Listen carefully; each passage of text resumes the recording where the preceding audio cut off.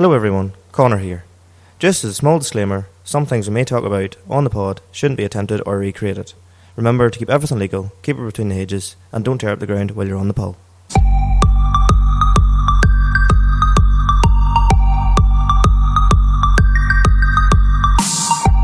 What's crack everyone? Welcome to the Agri Automotive Podcast, brought to you by Limited Slip Differences, the podcast where we talk all things cars to cows. I'm, if you didn't know, Connor. And I'm Michael. What's crack, folks? What's crack everyone? Today we are on episode 26. It is 1 year. Big day in the parish, boys. 1 year of us. Who'd have thought? I'll tell you one thing, I definitely... I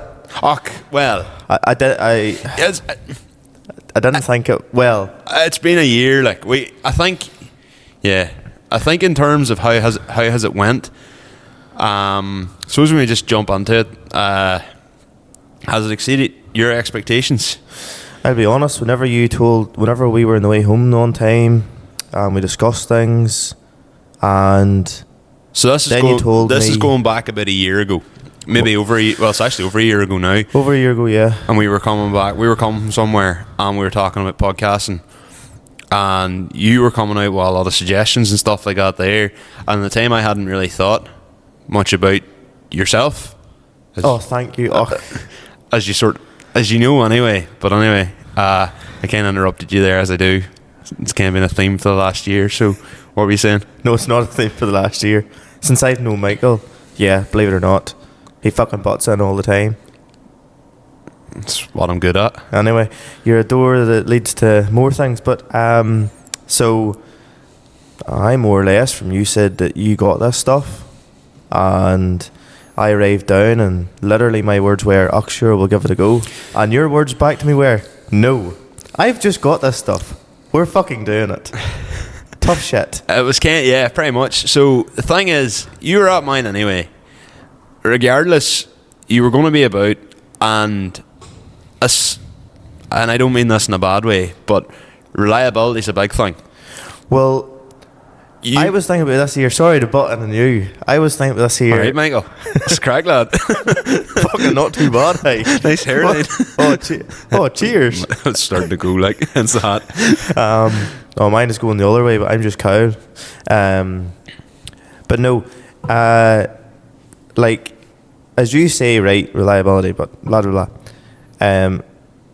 Whenever you say you didn't think of me, you're only at probably one of the biggest reasons the reason this probably has happened at all is you had the hunch to do it. Yeah. And we've ran about for a long time. 10 years. Well, at least we've been very good mates. 10 years. I was actually thinking about this. It's 10 years. 10 years? Yeah, it's 10 years. And not longer. But very good mates / best friends is 10 years. Fair enough. But as you say, known each other long before that, but as top tier, 10 years. Well, we were always two fuckers that never shut up. Yeah. And as you say, I basically always landed up. If you ever wanted to go somewhere and you asked me, no bother, 100%. And see, the one thing I noticed, and whenever I sat and thought about it, was anywhere I go and I bring Connor, I'm the louder one. If you hadn't guessed that, thanks for joining us in this episode of the podcast. For all the new viewers who haven't caught on to that yet. But one thing I had always said is anywhere I ever went, you were always very good at complimenting. I would have been my way, and you were either cutting in and making digs, or playing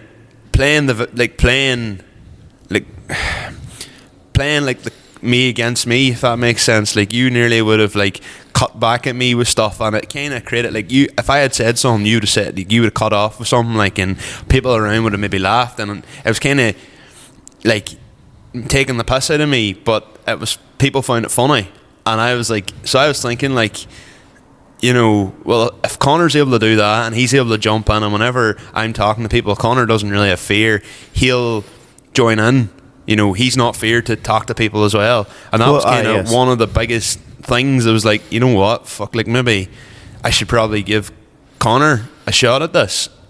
And like when we go back to that first podcast, like the very first one we recorded, and there's a line I come out with, and I'm like, oh, if I was to do it again, or if I was to give someone my advice, I would say like do this, and you just like cut back with, I'd just tell them to stay the fuck away from me.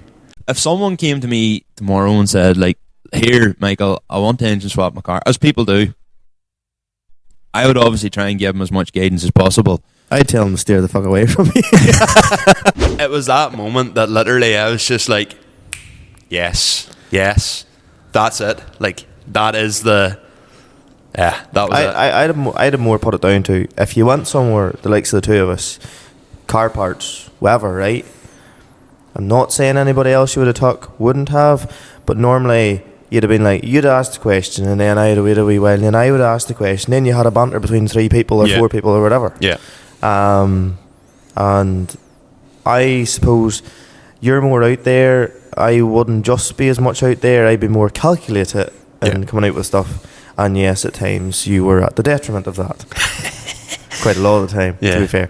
But like, through the whole, like, the Sierra build, I wasn't there for the summer that you had it out, flat out with it. No, we don't talk about that. 2 litre twin cam. We don't talk about that.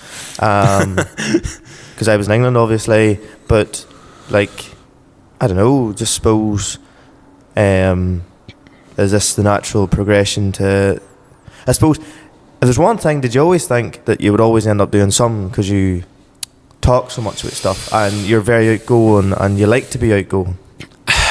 For as long as I really think, like, and if you listen, it's kind of obvious. Like, I have no fear in being in front of a camera or anything like that. And I tried myself to do a bit of like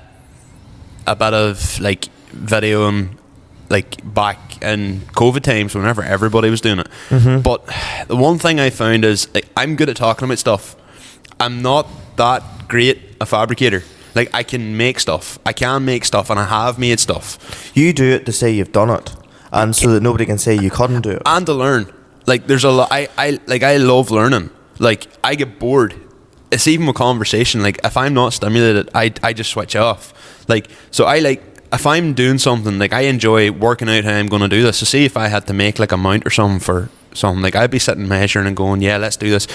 And I'm like, happy days. And then see, whenever I have to make the second mount for the other side, I'm like, oh, fuck.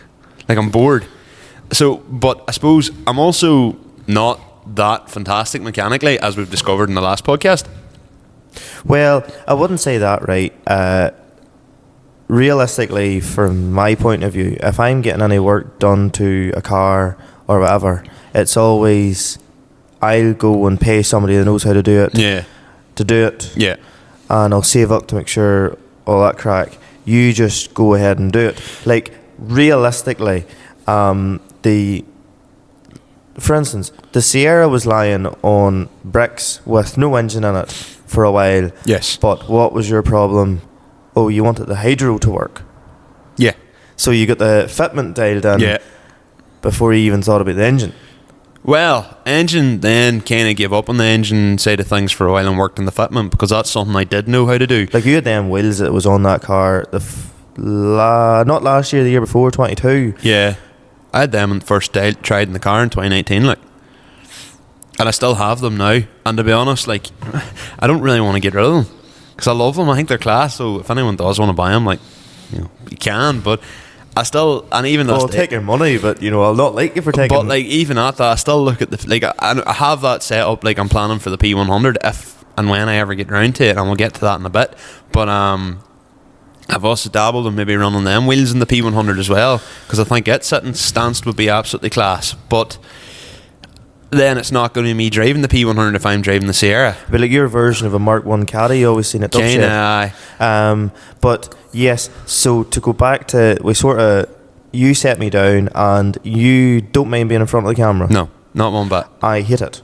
Yes. And the very first day, I arrived with where I work, a coat belonging to it had to sit in a certain way so nobody could see that, so that obviously you were very tilted round in the first. If you look at the first podcast, if you go back and watch it, you'll see, like, but like, So we sat down and we spent 15 minutes coming up with the very first intro. Did we have the disclaimer in the very first one? Disclaimer was episode 2. We didn't think we needed a disclaimer that.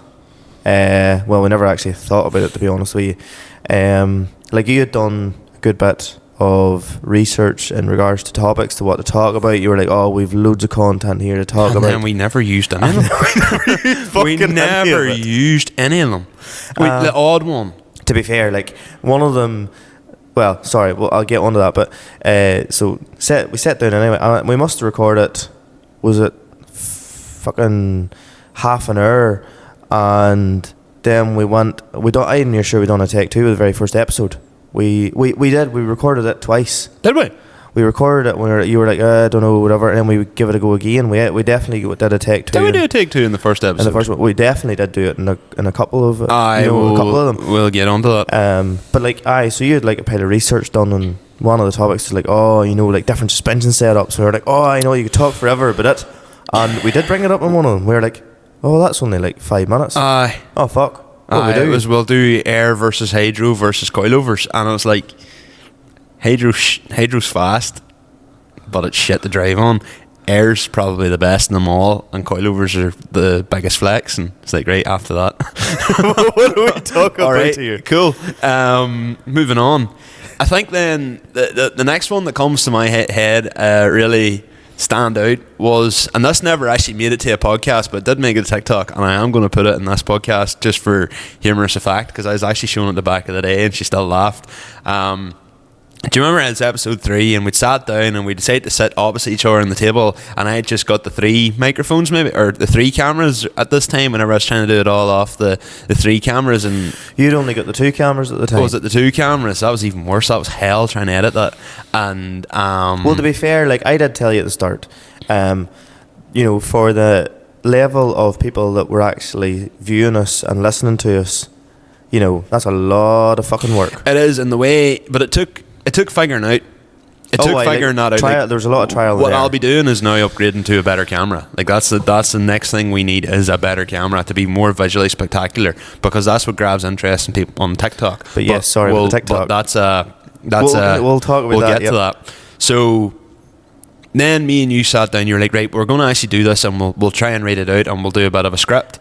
And it was kind of like structured a bit. Structured the podcast. Now, we do have a structure, and over time we did give ourselves a structure, but at that time we didn't.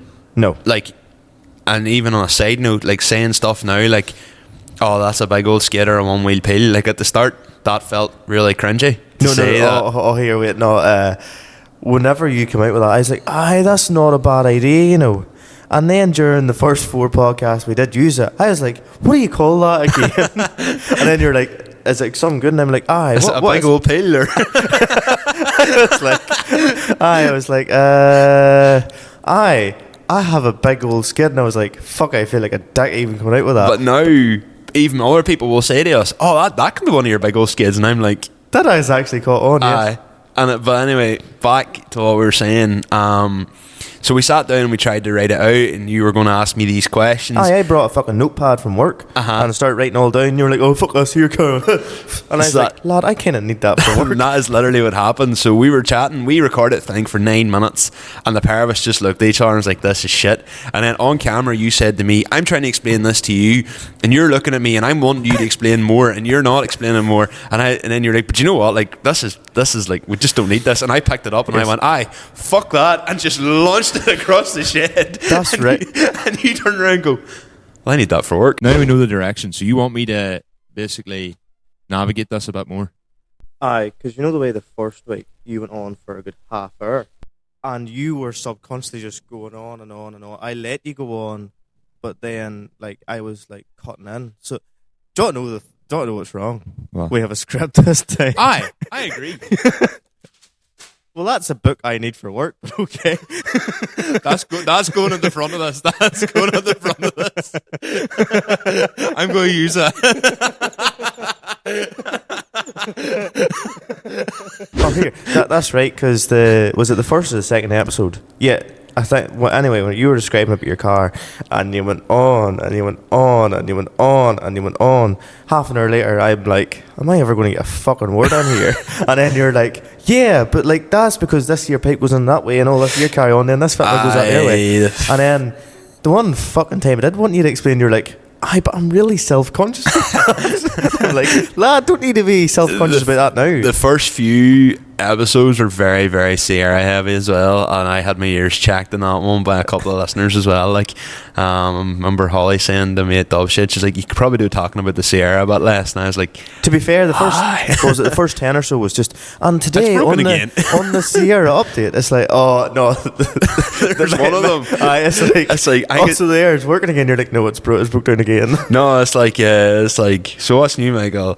We drew grass. Yes. It's like we did this, yeah. We drew grass. Yes. The Sierra worked and then it broke again. I can't remember what podcast that was. It was like, yeah. May time or so, wasn't it? It was. I think it was maybe episode, I think it was the one before Donegal. I think it was episode 10. The hell's the Donegal or something like that one was called. I'll tell you one thing, right? From that day, we never done. Well, we done this once in the daytime and the Sunday for the Farmflix. That was great. I actually come down in decent clothes, not just come out of the yard, and like, fuck, what was I talking there thinking about?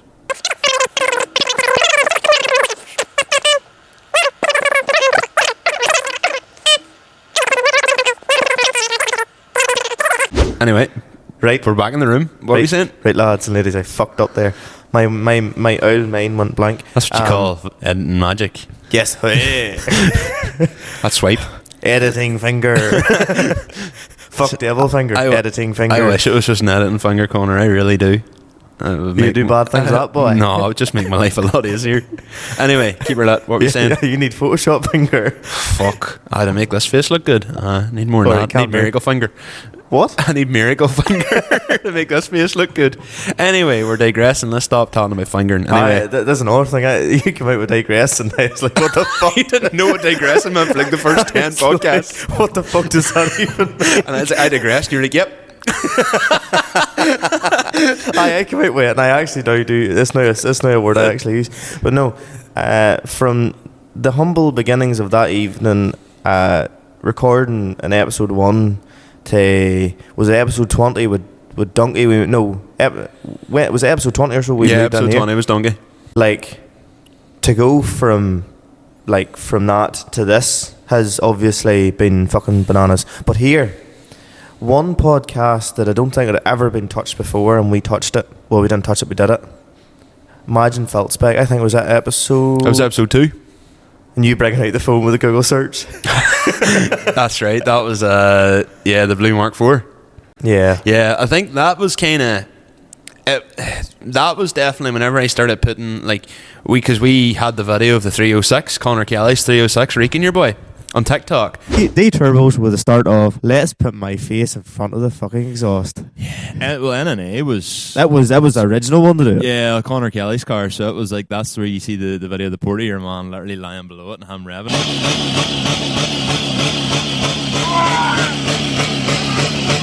And that did quite well for us. And there was people commenting and saying, oh, finally a podcast I can relate to, like talking about rash mechanic and stuff like that there. And that kind of very quickly set the precedent for our audience. Mm-hmm. And we've sort of been captivating in that ever since. Following on from that, then there was the episode. So episode 4, we talked about the port.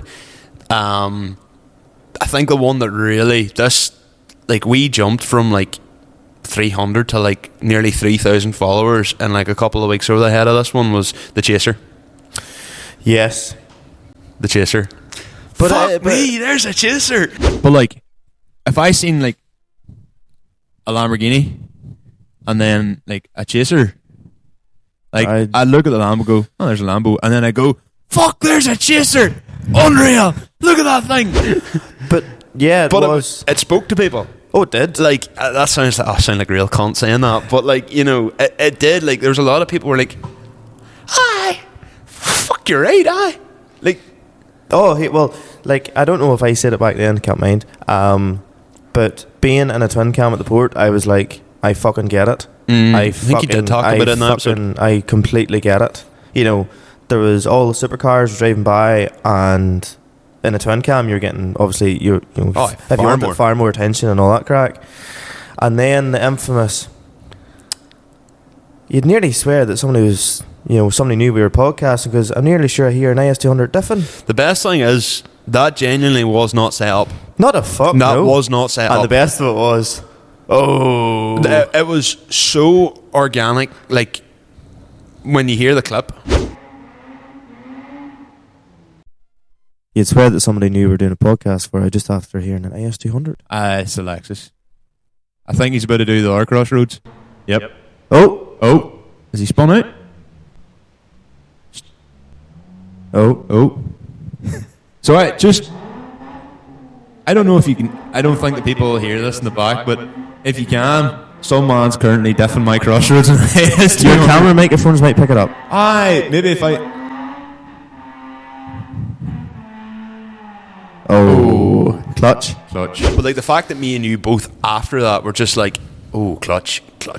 Like, automatically I think that spoke to people. I was like, yeah, these are car guys. Like, I know we were car guys anyway, we were talking about that, but whenever you hear that and you hear that going on the back of the pocket, like that just could not have worked any better for us. Like that episode 4, them 2 clips we got out for TikTok, like the Chaser one shot us up, and then that shot us up further. Well, like I was sitting in the airport about to, having a nice wee beverage, in the lagging at an unsociable hour. And probably had to take out a mortgage to get it. Well, I'd just been paid.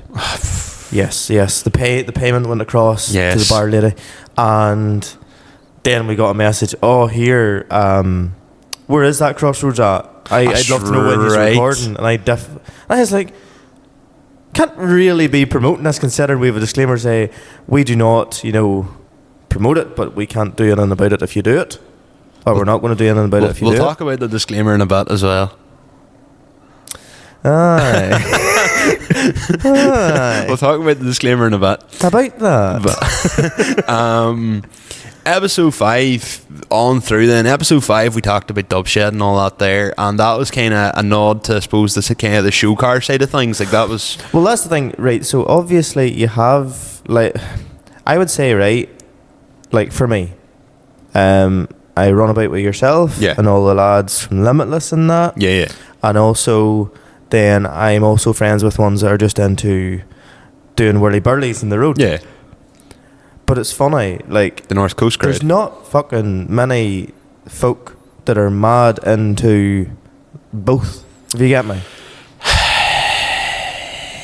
There's not many people drive a bore into the felt and think, I'd love to stick a set of... love to stick air into this, set of splits. Do you know what? I don't know if I agree with that. Genuinely, I think a lot of them people do actually think that. Like, how many times over the years did someone say to me, oh yeah, with the Bora, I want to put her in air and I'd love to put her in a set of like splits or whatever, like, and I had that said to me loads, but the reality is not everybody can afford that. I think given the chance, a lot of them people would go for that sort of... well, fair enough. I'm obviously wrong a lot of the time. I think still the wheel of choice, even if you were going bagged, I think the wheel of choice would still be probably a set of Alfords. Yes, funny, that was the one thing stuck in my head. But that's also what I would do. But so, go figure. Well, that's what I mean. Like, so we basically at that stage had done a podcast, right? So everybody that loves to lap around the towns, the fact that everybody talks about our scene, or the ones that's in the cars over here, is basically, buy a car, do it up the same as the other boy. It's a formula that works. It is. And we'll get onto that in a bit. It's a big thing in this country. Repeatability. And then you go to the likes of Dubshed and you go into the halls, and it's the people who have went to the next level. Yeah. But the one thing I would even say in regards to, so we done a podcast for those, and then we done a podcast that actually was geared towards the show guys, and then sort of the ones that would love to be that, if you get me. The thing is, I give all this big talk about being a felty guy, and even like the show people would regard me and you as the ultimate felty people, but we're not really. Like, there's definitely people out there who have that crown, and if you think I'm talking about you, I am talking about you. but they're like, you know, whenever I suppose when we talked about dub sheds, you know, there's definitely something to be said, like, because I come from it, like I am a show car background as well. Like, yes, I've done a bit of the drifting at Eglinton and I go to the port and all that there, but you know, the heart was with car shows for a long time too. And there's something to be said whenever you're standing in the middle of dub shed and like, you know, you can look around and like all the boys in the group chat are all there too. Like, oh look, there's Calvin and there's Craic and there's Nick and there's Cameron. Like, and it's like everyone else, because I'm obviously going to forget names, but like it was, you know, the likes of that was always class as well, and that's because it was kind of like our group, our crowd. Like, so that episode 5 definitely was us branching out into the whole show car side thing. Some we probably haven't really come round to as much. We will probably a bit again this year on the lead up to Dubshed with a couple of special podcasts. But realistically, where's I going with that? Yes, but realistically, like it showed that yes, we know all the crack about felt, and we've been long enough running about the town. You know what's nice, what works, and all that, to have a bit to talk about. And then you can still be like, oh, you get the whole fitment thing, you get the whole like all your engine bay done, shaved bays, you know, your bit builds and all that crack done. Sure, and we understand all that too. Like, you know, we can relate to all that as well.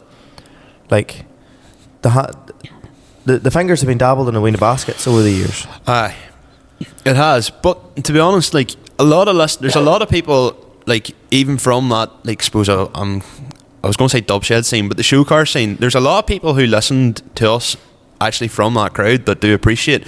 Some of them laugh at the whole felty side, but there are a lot of them like from farming backgrounds too. Like you look at Nigel Lamont or Gethin Evans, like they're all farmers, you know. So like there is a following even from that too, and I suppose the side we cover is appreciated as well. I think, to be honest, like moving on through, I think the episode, one of the things that I was most excited to talk about was when we did episode 9. That was about the silage. I think that was one of my favourite ever podcasts. I say that like favourite ever, like we've only done 25/26 if you include this one. That podcast got quite deep. I remember that. I remember we came out of that podcast literally going, oh, that one went quite deep.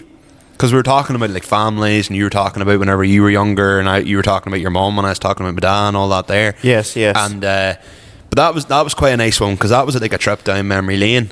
And I like episode 9, like that was one I really, really enjoyed recording, just getting to talk about silage. And again, for us, that marked like a bit of a milestone, because like nobody, like that silage obviously in this country, look at Grassman, Farmflix, etc. Like there's an entire huge following for that. So for us, I suppose to podcast about it, like that was cool. Like, well, nobody had really done a podcast about silage. Well, I'm aware of. Not that I'm aware of. Maybe there is. Or there probably is something somewhere, but not to my knowledge. I'm not going to gatekeep and say we were the first, but I think we were the first to do it. To at least present it in a semi-comedy format. Yeah. If you can call us funny. I think we're funny. Sometimes we're funny. At my expense, maybe. Yeah. And my lack of knowledge at times with words. Go figure. Yeah. And then Donegal. To be fair, the silage one, I did really enjoy it. It was actually things, John knows some all going well, they aligned this year, but a lot of things aligned there really well that actually really worked out. Yeah. Like your tractor worked 110%. Mm-hmm. It was, John knows some, it was the first year I, as bad as this sounds, didn't really give a fuck if I did a load of grass or not. I was more just like, this is fucking class. Because John, part of the thing that makes silage better is whenever you have the crack with your mates and all day. I still think you should get a CB radio. Look, just too miserable to be fair. But if you hadn't of got a balls of a job, Christmas 22, this would never have happened. Mind, you're meant to get that CB aerial type of thing, or the CB radio. That's right. And it didn't work out, and that's right. How all this came to be. That's right. So technically, if that had worked, maybe limited slip differences would never have been. That's right. So just a bit of context in that, I got this like wireless. Connor Kelly had talked me into like getting this wireless CB radio thing. He was going, like, I had said I'll get one first, and if I had got it, I was going to use it because it was like a speaker and all as well. So I was going to use it in the tractor, and I was like, if I get it, Connor, you can all get it as well. And it cost a bit of money and whatever. And I think I'd originally got it as my Christmas present from Becca. Yeah. And it didn't work. It came and it didn't work. It wouldn't work properly. And after like a couple of days of trying to get it to work, it wouldn't. And I said, yeah. So I said, Becca, you know what? Just get me the podcasting equipment. So we're not using the same podcasting equipment now that we were back then. And we'll get onto that very soon. But before that, I want to talk about Donegal. Because Donegal was something else, I think, that put us on the map. Because we did Donegal 1 before Donegal, obviously. Yes, pre-Donegal. So, like, we were kind of talking and we were mentioning boys' names. We were talking about King of the Cone and all that there. In general, creating a bit of excitement about it. Because, again, I had never heard a podcast about Donegal Rally. Yeah, and but even our side of things, so not the rallying side of things. Yeah, like, we were talking literally about the car and different culture. Now, don't get me wrong. If I had one of Hermione Granger's time turner pieces from Harry Potter, like, I would happily go and do the rally and go and watch the stages as well at the same time. There's a spider crawling up your mic. There, on the lead. Oh, fuck, he'll be alright. If he gets any closer, I'll just deal him. That's staying in the pod. Keep going. Or it was me who was talking, wasn't it? Anyway, you could become Spider-Man. So I get away, you bollocks. Hey, anyway, if I could, I would love to go and watch the stages too, but the reality is, we go down for the car spotting. And that's what it's always been for me since 2015, for you since 2016. I have never, obviously, been to see it. Well, actually, I've been to see, like, a track day with rally cars years and years ago. Like, I was primary school age. Mm-hmm. But, I don't know, it's like, yes, I could go and see the stages. And to me, as probably bad as it sounds, people could say, you go to King of Cone, all you is whoom with limiter. Do you want to do the wee sound effect, Michael? Bum, bum, or bum, bum, bum. Yeah, anyway. Yeah. There we go. Normally you did do it. Now you're maybe getting a bit shy, but obviously not. But I just find that, like, stages, unless it knock Alice something special, you're just going... Don't know. Me and Becca went to watch Tour of the Sperns this year. And you enjoyed it? Class. We stood at a stage that comes under like a 90 degree and over a bridge, and then like goes up into like kind of chicane, and where we were standing was absolutely class. It was like the other side of Six Towns, like outside, like between basically Draperstown and Greencastle. That fucking road. Yeah. It was before it goes anywhere. And but does the Sierra and the Type R go wherever you need to go to see what stages in the Donegal Rally? It would, like, well, yeah, it would do. Obviously, it can go to Knockalla and stuff like that there, like, but but like, where do you park if you're going to watch that stuff? I haven't a clue. I have no idea. Fair enough. But anyway, yeah, we were there to talk about the whole different, and I suppose the boy racer side of things. Yeah, the real boy racer side of things, I suppose, is if you want to put it. Like to say, car enthusiasts. Yeah, but it was actually the second podcast when we covered. So whenever we talked about it on King of the Cone on the second podcast, so Donegal Part 2. Yeah. I made like a mashup of like nearly like a King of the Cone kind of roundup. Yes. Now, I would like to say apologies, because I did take a lot of videos and they did not get on to where we download our videos from. Yes. Because I forgot. Yes. So I had to use mine. But I had my new phone at that point, so the videos weren't the best quality. New Year resolution, I'm actually going to be more proactive. About time. But anyway, and then see, whenever we edit, it actually took ages to edit that together, because the way it has been spoke about wasn't in the order of how King of the Cone actually went. So I had to go back and like edit everything and cut it back, and my nose was running, and excuse me, my throat's still bad. We had to go back and like re-edit everything to make it kind of seem like chronological, and it took so much time. But like, we had only just started using the Facebook page at that point. Yeah. Like, that got us a lot of interest. and that got like a lot of the people who were in even King of the Cone, like even like would have, like they were all commenting and stuff on it, like, you know, like the likes of like Danny and Gary Kerrigan and like Archie and all them ones, like, and you all know, the ones from the Queen of the Cone as well. yeah. Oh, Caitlin as well, like so like it was to do that and to have that, I suppose, give that platform, like, was big for us. But what happened after that was a jump that I never expected us to get in like the first 6 months of podcasting, and that was Farmflix. Yeah, so you messaged me and you had said to me sort of a couple of months before, you were like, you know, I have John, I'm a Facebook friend with him for a while. I was like, right, okay. He was like, I've asked him, would he come on? And he said he would. And I was like, to be honest, coming from nothing and then getting the likes of Farmflix, I was like, holy fuck. Yeah. And then that night recording it. Now, again, I have to say, the most accommodating folk I have ever seen. Yeah, unreal. Absolutely class. For you know, just It was our first time running the pod track with guests. yes, We couldn't get anything to work. and we were shaking, and then my laptop. caused their power to go Yeah. out. Back in the day, whenever you were doing your wedding video and that, did you save much?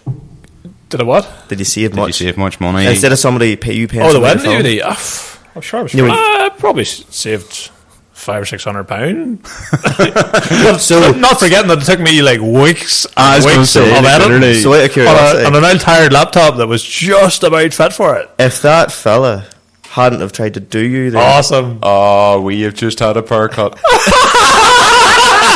What are the chances? so it's not Michael's car breaking down this week. It's Farmflix breaking down this week. My laptop, the charger, the old charger for it, had an issue. I didn't know this at the time until I started blowing the trips in the house when I was trying to edit that podcast, and the laptop charger kept blowing. But yeah, we were sitting in the whole thing, all the lights in the middle of recording just went out, and it was. But even like I commend the week leading up to that, you were like, right, we have to get more stuff, and I was like, right, okay. And you were like, right, it's X amount of pounds, and I was like, this has been an expensive month already. So that's what we were talking about earlier, is basically that's what led us to go, right, we've got Farmflix, we have to, wait, Connor, we have to do it. And I was just like, yeah, no, I just you know, gonna have to sacrifice a few other things. Yeah. And yeah, no, it was like probably the best thing we did for this it was pod. like opening a door Yeah. into a university of possibilities. It literally has, and what we've gained from that, like with some of the guests that we were able to get last year, like the caliber of guests we were able to get, and like what we're going to be leading into this year, because this 2024 is going to be a lot more guest driven. So like there's only so long me and Connor can rattle and talk on about our share and type R. And you Like, only love us so much, I suppose. yeah, I suppose year one was kind of the Michael and Connor show to an extent, or the Connor and Michael show, maybe, to put it that way, is probably I better. wouldn't say the Connor and Michael show. The Michael talks a lot and Connor reins him in show. I suppose we had to kind of create characters for ourselves, if that makes sense. Like we had to define ourselves as Connor and Michael. Well, I wasn't called Connor before this, I don't think, but anyway. No, well, probably not. It was McGowan. But yeah, and I would have been Scully. But like, yeah, that's kind of like an off guard. But bringing like Just sorry, but and again, but it's funny because the first few podcasts actually, you swear I didn't know I was called it because you were like, so what's your Instagram name? And I was like, it's Connor.McGoo, you dimwit. aye, you forgot. That's right. I probably, a lot of it was just like whenever you were first in front of the camera, it definitely was like a rabbit in headlights. Aye, or else a badger in the headlights. Yeah, or a badger in your Polish front bumper. Oh, that was twice. That happened. Anyway, Damn, that was cold. and it is cold. it is cold. It is cold. Yeah, this was probably. I'm actually, do you know something? Yeah, but we've I have got a good t-shirt. heater. I have a t-shirt, I have 2 hoodies and a coat on and a hat on. I'm actually quite toasty in here, you know. And we still have a heater going. Yes. Yeah, but like what we got out of Farmflix was like, well, they shared the video on the Monday night, and that was the YouTube video. And we were sitting on, I think it was 100. It was 150 views. yeah, And I messaged you going, this doesn't look like it's going any further than the other ones did. Then they shared it, and it had 1,500 views in 3 hours. yeah. Which And is, I was like, holy fuck. it's big for us because podcasts are kind of different to like your run-of-the-mill YouTube videos. They're not going to generate the same views. So those that are listening are typically your actual listeners. Like, the only thing that really, though, let that podcast down was the audio quality, because we didn't have a clue how to work the new yoke. Yeah, the audio. But then even, because we did like, what, an hour with Farmflix and an hour of me and you. Yeah, your head was It tortured that following week. Sounded far better whenever me and you recorded ourselves Yeah. down in the shed. As you said, that was like the only episode I think we ever recorded. And, I arrived in my Sunday best. yeah, which is a clean different super jacket as opposed to a dirty one. and barber dealer boots, not Blundstones. Yeah, And so skinny jeans, not. your jeans are skinny enough anyway. Well, these are slim, not Right, slim, but okay. skinny jeans. Yeah. Okay, yeah. Wee trendy bastard I am. And then sort I of, would edit that out. I don't know. that's not getting edited out. Fuck you. And then as time went on, what was actually quite interesting was, so we done LZ Fest, We did. and that was like the first time where I think me and you seen ourselves as someone of people that people were like actually knew us. Like, so LZ Fest, Sorry to pull you in that one. Actually, the first time that anybody, we were in Donegal on the Friday, and you were in my passenger seat. yeah, And first time you were ever called out.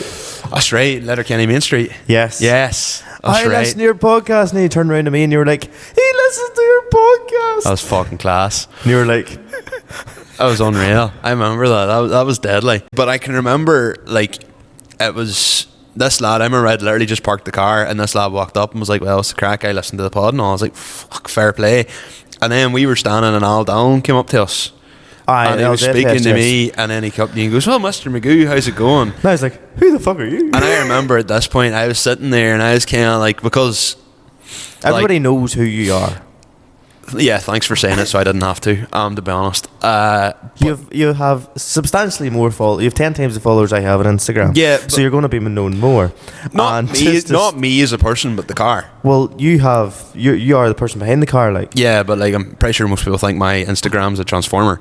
But like, well, but yeah, like, you know, you're a more popular transformer. jokes aside, like I would know people. So, you know, when I was recording, do you? it was people who, like, a lot of people who we talked to would listen anyway. Aye.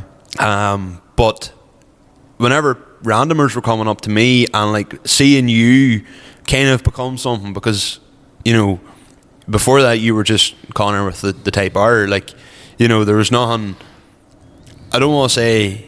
Right. I'm going to so like, what you're trying to say is this here. Because you had an Instagram following with your car, people knew your car. Yes. Your car was more popular. Yes. I didn't bother my whole posting. Yes. Didn't bother my whole trying to get out there. So whenever people were coming up to me and saying my name, you were like, oh, it's lovely to see that Connor is more known now than what he was before. Like you had a personality to be attached to. Yes. If that makes sense. It was, I said it before on that podcast, like, there was a lot of folk, obviously, because you have the Saab turbo swap Sierra. Sierras are quite popular in Ireland, cult car, and As are Type R's, to be fair. That's a cult car as well. well, yes, but like obviously, of whatever Instagram followers I have, or you know, but I'm not posting every day being like, oh, it's, you know, sunshine or all these different whereas photos I and would have videos. been, yeah. Whereas Yes. I was. And I was checking oil, and as usual, you'd have brought it up when you were speaking to a lot of folk, and then somebody randomly came over to me and was like, well, Connor, what's wrong with the day? And I was like, you know, in my head I was going, in the nicest possible way, who the fuck are you? And then I was like, but it's funny, whenever you're not used to that at all, like, you would have you'd be used to it a wee bit, because dubshare, different things, people will come up and ask questions. Yeah.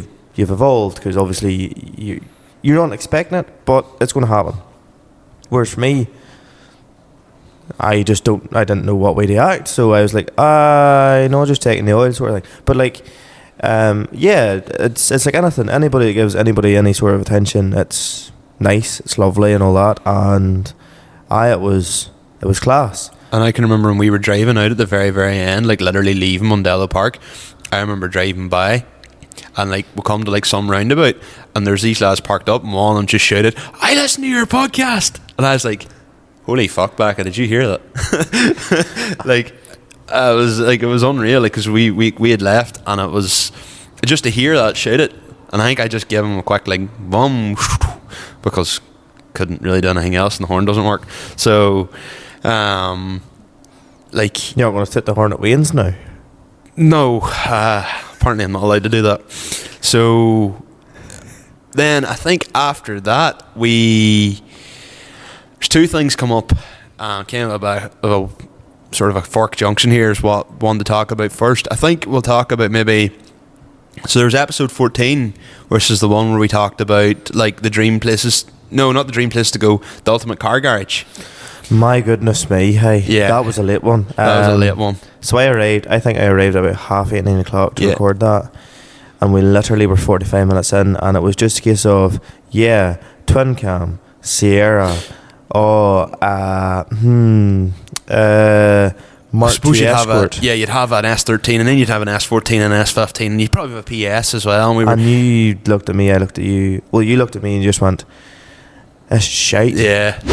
Well, it's fucking coming up to 11. I know, but here we'll kick ourselves if the quality's not good. Genuinely. Well, do you want to listen to some of it? No. No, you think it's that shit? I do, yeah. I don't like it at all. I think we've given ourselves quite a good thing to talk about. So, just cut into the main topic then? Yeah.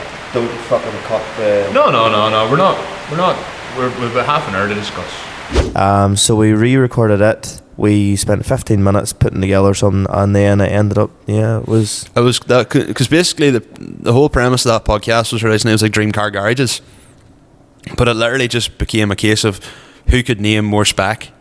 Like, I'd have mine with this, and this. Oh, well, if I was doing an S15, I would have this, it was this, a load this, of this. fucking dribble, basically. And it was literally just me and Connor trying to see how many cars we could fit into a garage, which is no. There's no interest behind that. Yes, what we were talking about would probably have been interesting enough, but there was no end goal. So what we did was we summarised it into 10 cars each, which required a lot of thought. What was it? 10? It was 10 cars each, and then we didn't tell each other what the 10 cars were. Aye. That's how we done it, because there was nothing, because there was just give us something to actually go, oh, well, I would have done that, but this is why I chose this. To be fair, you have come out with, in my head, seemed like a lot of strange decisions, like a VIP spec Granada. In episode 1, which never made it to the podcast. I edited that bit out. Oh? Yeah, but I did talk about that, and still would love to do that if the funds ever allowed, which they won't, but if they did, 100%. And then On the Pole came up. That is possibly one of the best days, to go from just having that chat and then building that relationship, it's fucking deadly. The fact On the Pole opened so many doors for us, because we were the two guys standing helping out, but we also had our own thing going on, and that's where then there were people that did listen to the podcast, like the likes of Frosty, who then come up and was like, well, what's the crack, lad? And then from then on would have started, suppose, writing to us more. And obviously, as times went on, Frosty's got, in the last couple of weeks, Frosty's got heavily featured, and probably going forward will still continue to be so, because there's a lot of stuff going to be going on there with the tractor pulling and all this year. So there's a lot of excitement there, but it was the likes of meeting the likes of Frosty, Andrew Morton, and Donkey, Alistair Cook, yes, getting Emmett Sherry, all them people getting to talk about, learning to get through all them, people who, within, I suppose, our scene are a well enough known name, within our community, so to speak, with the tractors and the cars. I'm not going to say celebrities, but they're not. They're well known people. Oh, they are, sure. The likes of Emmett Sherry has a massive following on TikTok, the same as Donkey. You know, I am very jealous of Emmett's garage. oh, did you see it as well? Now he's bought a TM. He has? Yeah. We were talking about that there recently enough. I need to quiz him if it's the one that he talked about he was going to buy. So I don't really want to give away too much information on it. But his 8340, I would love it. I'd take a 7810. To be fair, the nicest 8340 I have seen out of them all is JJ O'Brien's on, I think it's the Ford Big 6-cylinder group on Facebook. Yeah. He is Michelin 480. She's in the solid steels, isn't she? She's in the steel. Like she's in the solid rims. That's class. That's Wade. It's a Wade boy. And then I suppose following on from that, we started doing a run of guests. We had Vicky first, so that was kind of like an ode to like the old days, because whenever originally me and Vicky were going to do the podcast together, and with her schedule versus mine, it just never would have worked. Which is one thing I would say, from my perspective, you don't want to tread on anybody's toes. No. You don't want to feel like you're treading on anybody's toes. But after that, I found I wasn't treading on anybody's toes. Well, I think Vicky got a heap of podcasts and stuff there. Like, she didn't know me that well before. She just seen me as the sort of the quieter fella that comes up with Michael to her place. And then after that, she was like, I never knew you could open your fucking mouth as much. I remember her saying that as well. She said that to me, like, as well, like, over time, like, seeing you progress on, like, this whole thing of, like, coming along and seeing you getting more confident. Like, that was something she had noticed. But yeah, so that was like a nice throwback to have. And then after that, we had Andrew Wright at Farm Theory, and that was like the only one where you actually didn't know what to say. I hadn't a fucking clue. That was the quietest I've ever been in a podcast. So much so that I made a second spin-off podcast of that, which was an hour long, just simply you and Andrew talking about dairy farming, because I had to cut so much out of the original podcast. He came down to do like an hour, and he ended up doing 2.5, near 3. Yeah, we talked and talked. He's such an interesting human being, and like his take on farming is so unorthodox for this country, where every man thinks that they need to be doing 27 hours a day, 8 days a week. He is the epitome of the farmer that has went to university. Yeah. And has come back home and is actually doing it smartly. Seeing a farm as a business and not a way of life. Now, there's something to be said for both, and like you come from the way of life background, like, you know, he's looking at it and I can make money in other avenues, i.e. with all the software and all that. So I'm not going to sit and milk cattle. I'm going to get someone else to do that for me, because I can make money doing this. Yeah. And that'll cover the cost of that. So like he's like, no, I only do X amount of hours in the farm, and he's like, look, I love the machinery and all that side of things. I don't know cattle. Whenever my father knows cattle, whenever my father's no longer about, I will probably have to employ someone that does know cattle.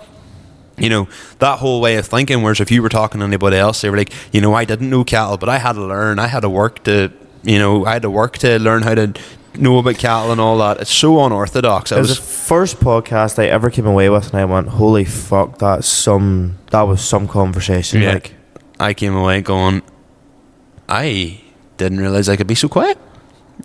Because do you want to know something? This is actually the perfect segment for me to say this. Okay. If you ever think that Michael knows shit and TikToks and all that there, it's because I've come out with it and then he steals me fucking line. Perfect example. There was very recently a TikTok brought out about, well, now it's going to be a few weeks ago. Oh, you hear this? Owen Smith's. So I literally was like, I know. In the main podcast, He got her on 600 front, 710 rears. And this fucker decided to open his mouth and be like, Connor, like, you know, he went in and didn't he have like 710s in the rears, 600s in the front? And I was like, you stole my fucking because we do sometimes what we will do if there's like a hot topic or something we want to talk about, we'll do like a B-roll. So we'll like split away and we'll like record a separate section. So Connor had like spat out all the facts, and then so Connor had said everything. So when we were re-recording, I was like, yeah, so it's this, hasn't it? And you were just like, you fucking scumbag. Basically, yeah. Because it was one of those things where it's like, yeah, and you came out with a big sentence and I was like, aye, and then you're like, dick. yo. So, but that one with Andrew Wright was interesting, because that was around the whole time of all the algae in Loch Ness, and that was the main reason why I had asked him to come on. But the reason he come on is he had seen us through Farmflix. So we had got like a degree of, like, we'd got a pedigree or a level of plausibility. A level of trust. Well, that we weren't too dicks talking shite. From us interviewing Farmflix, he was like, well, Farmflix are taking these guys seriously. Like, well, the one thing too at that time as well, especially the farming side of things, like the podcast name Limited Slip Differences, or the name of, well, what it's going to become in time to come, you wouldn't really get it if you weren't in the cars. Yeah, and I have actually had to explain that to people in the past, like even recently of saying, oh, like I do a podcast. People are like, oh, you do a podcast? Oh, what's it called? And you're like, well, it's called Limited Slip Differences. Oh, what's that? Well, if you're in the cars, you know, it's a type of thing that's in the rear differential of a car. You know, and sometimes you get these different ones, and sometimes you get a limited slip differential, and that's why it's called Limited Slip Differences. So playing words. So do you always feel that way too? 100%. Originally it was going to be called Welded Differences. Which, to be honest, thank fuck you didn't.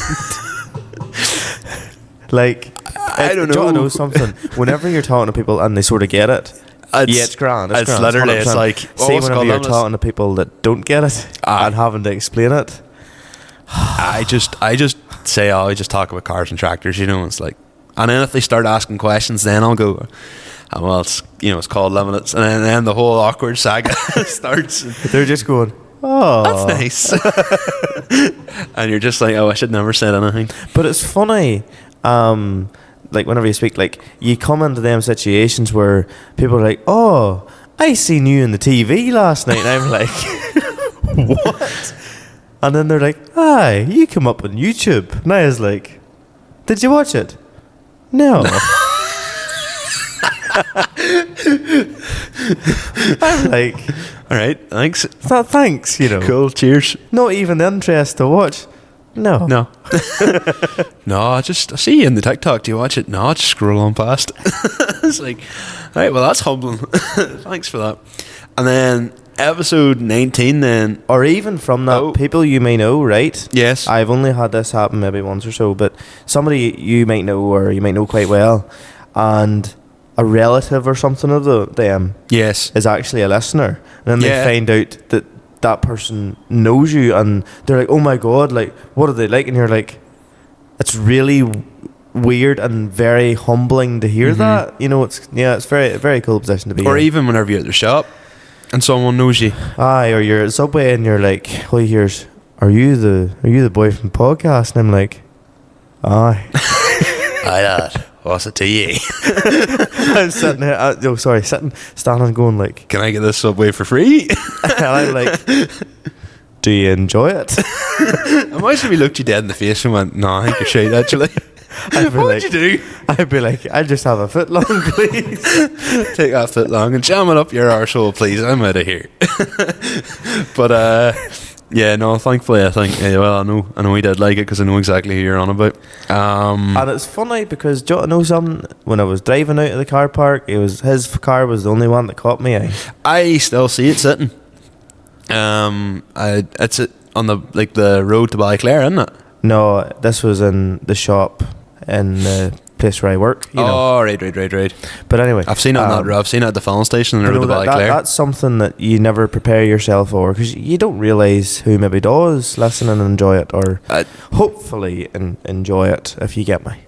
Episode 19 then with Tyler was probably the most energetic podcast we've ever done, because the three of us were just... To be fair, if you had never listened to it before or watched it before and you were watching it for the first time, it looked like you and Tyler were interviewing me. Yeah, because that was the first episode in the new studio, and we hadn't figured out what way to sit the seats. So I think, Tyler, were you sitting in the middle? Or I was sitting in the middle. Yeah, you were sitting in the middle. I was like, hello, Michael. That's right, because the way we had the chairs was, it was like chair, sofa, chair. So yes. Tyler was sitting on one of the chairs. You were sitting. I was sitting on the other chair, and you were sitting on the sofa. And I was like, "Well, Connor." No. I walked in through the sliding door. I was going to say anyway. The now broken sliding door. The broken sliding door. And I looked around and went, "The fuck you doing in my seat, you bitch?" And then I was like, "I don't know you, so like, all right, okay, I might just relegate it to the middle here. All right, peg in the middle." But yes, that podcast, it's amazing when all you know of someone is a And you could have this digger and this tractor and dump trailer and trailer and slurry tanker and agitator and many other things for the nice price of $19.99. See, what happened with that one, I suppose, is Taylor landed to mine quite early and then you were late because you get held up. So as per usual, to be honest with you. So we had, because I remember us sitting going like, with time to kill. Do you want to go out and Connor's type R? Like, so we'd done a thing, because I was like, come down a bit earlier so we can do a thing in the Sarah, because obviously she is the Sarah too, and was like, we'll go out, we'll go running. If you want to do anything, we'll talk a bit as well. Yeah. For her side of things. And I don't think I'd actually ever made it to the surface, and it was good. I enjoyed doing it. So Taylor, get the fucking finger out and do it already. But so then after that we were sitting, so we had sat and chatted away for ages, like, so we like, by that stage me and her had like felt like had got a pretty good rapport on each other. So like the time you were kind of thrown into the deep end. Well, I guess it's like anything. Naturally, whenever you have a guest coming on and you don't know them from Adam, it's nice to, especially with Andrew, whenever he arrived, we spent a good half hour just chatting, asking questions. What did you do? And all this. We'll still ask this whenever we're recording, but it's just to know what, like, to give me a bit of direction. Imagine me, a big fucking interviewer. And I went in and was like, all right, but you two had maybe an hour and a half of rapport before that. Maybe yous more. were having the crack. Yeah. And I was like, all right, okay. Because we had to jump straight, because it was so late starting, we had to jump straight into it. Yeah. So you never got a chance to really to build that. So you were literally learning. I never got a chance to stay in my fucking seat. You were literally learning about. So you were like, yeah, so you did this, and I'm like, oh. Is that right? Aye. All right, cool. So then the following podcast. No, it was even the fact that I was like, thank fuck I put petrol in that car. Because I walked in and then you're like, oh, I took her out to run the Type R, and like, all right. Well, did you dip her for oil? No. All right, well, you probably should. And you know what the funny thing was? What? You should have dipped her for oil. Why? I always have her at maximum, and you had her halfway. Oops. Well, I've arrived here this evening and I found out I've got £10 less petrol in the car. These fuckers took my car out of It wasn't my idea. Oh, it was 100% my idea. Like, I didn't say no, but it wasn't my idea. Did you check her for oil afterwards? no. Well, you need to check her for oil in the morning. There's probably more blue smoke than any other smoke about it. I wasn't hard on her, to be fair. No, I actually wasn't. I was surprised. You weren't hard. I got a wild good bang from second to third gear. Yes, that's not hard in you a weren't car. hard on her. But anyway, sorry. Continue. The next episode then, Donkey 262. Never. I'll tell you one thing, right? Robert is the epitome of, whenever you know him, of a lovable cunt. Oh, he's a fucking gentleman. He's a funny bastard. The most quick-witted bastard I've ever met. He's sharp. Oh. He's sharp. I got a new phone there recently under his recommendation, and it's done nothing but constantly fucking stop working. And Never listed that, boy. good man, Connor. Thank you. Literally. You're a master man. Yes. Fuck's sake, hey. Penny drop. You're listening to that by his fucking masses. And there we have it. Hey, take me outside there. This is not the Limited Slip Differences podcast. This is Rinse a fucking Corner podcast. You take me outside of the 390 for fuck's sake. Take advice of that, man. Do you know of a 390? I've a hear her. She's sat in the shade. She's part of the shade. She's been in the shade Just an ornament. for about a year there. Like, probably the rapport went on for way too long that evening. We maybe spent too long getting I it on. got here for 7:30 that evening, and we didn't start recording till 9:30. Aye. And we then I up. had to go and do a lift, so I had to leave. That's right. And then you said he stay. Me and him stood chatting in the yard for another hour after. As nice a fella as you could ever. So down to earth. Like, yeah. The only thing I would have said about that podcast was the way he kept chatting was like, so me and you were speaking now, and I'd go, let me tell you something, boys. And I'd like lean away from the microphone and he'd start chatting to you, and I was sitting going, oh my god, we've probably got like our highest profile guest to date and no one's going to be able to hear the podcast. So I sat the whole podcast, because he's so dynamic and he moved about a lot, I spent the whole podcast shitting myself. Here, like, it was, yes, as you say, it would have been like this here. Boys, let me tell you a wee thing. Because he would go wild quiet. He'd be like, Well, Michael, what's the crack of the day, boys? Well, let me tell you a big story, you know. and it was, and then he would laugh, and the laugh was like deafening, and I was sitting going, oh, like, but it was fine. The microphones worked well, actually, to be fair for it. But I was sitting, so the whole podcast, I was sitting like looking around at the screen going, oh, like what if it's not, like what if it doesn't pick up and we've just got Donkey 262 on and this is going to be like, you're just going to hear like me going, so what's the crack, like how'd you go on with this? And all you hear is, oh sure, you know, that is what I seen in my head. Like, I was like, oh my god, like we have fucked this. But no, it turned out, and to be honest, I'd have been in better form if I wasn't sitting panicking. He done a serious out of favour for us. Oh, unreal. Now, not something I would have had on the bedroom donkey. No. But he enjoyed a good old slice of pizza. He did. What? He did. He gave us a good shout out. On his honeymoon. On his honeymoon of all things, like, fucking nut job, like. He was getting married the following week after he got married like literally the following week after, because I remember him saying like I remember messaging him and he's like, oh sorry, I was at a stag do there.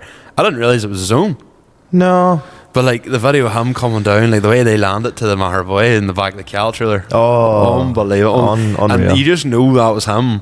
Just sorry, as a wee staple, I must say, is your favourite word I have found since this podcast started is unbelievable. Well, yours is, do you want to know something? Alright, you can't. You said it about 3 or 4 times already in this podcast. You said it twice in about 15 seconds. Every TikTok is, what do you think, Connor? Unbelievable. Unfucking believable. Yeah. Whereas yours is, do you want to know something? Do you want to know something? Well, at least you know what I tell you something. I just don't and know. the amount of times I sit, I think I've said this in a previous podcast as well, and like the amount of times you've went, do you want to know something? I just sit and go, what do I want to know? And I don't do it because it'll ruin the flow. But someday I'm actually going to catch you off guard with it, and it's going to be fucking perfect. Well, every time you come out with unbelievable, like, seriously. Is that right? And then episode 21 was like just us talking about how wet a year it was, and things never really changed after that. It still stayed wet. Then that was the bulldozer at the maze. Yes, that was probably our biggest thing from that. And then we had Jamie Keys and Donald Holmes on for that next one, and that was the first podcast since Farmflix where there was 4 of us. So we actually got to use all the microphones. So there's this boy, and it was a blue Lexus, and he was going for ages. And it was one of them times you're like, this You would could- stop now. You would I stop would now. stop now. And Chief. then he just kept her up on the limiter. Just ba-da-da-da-da-da.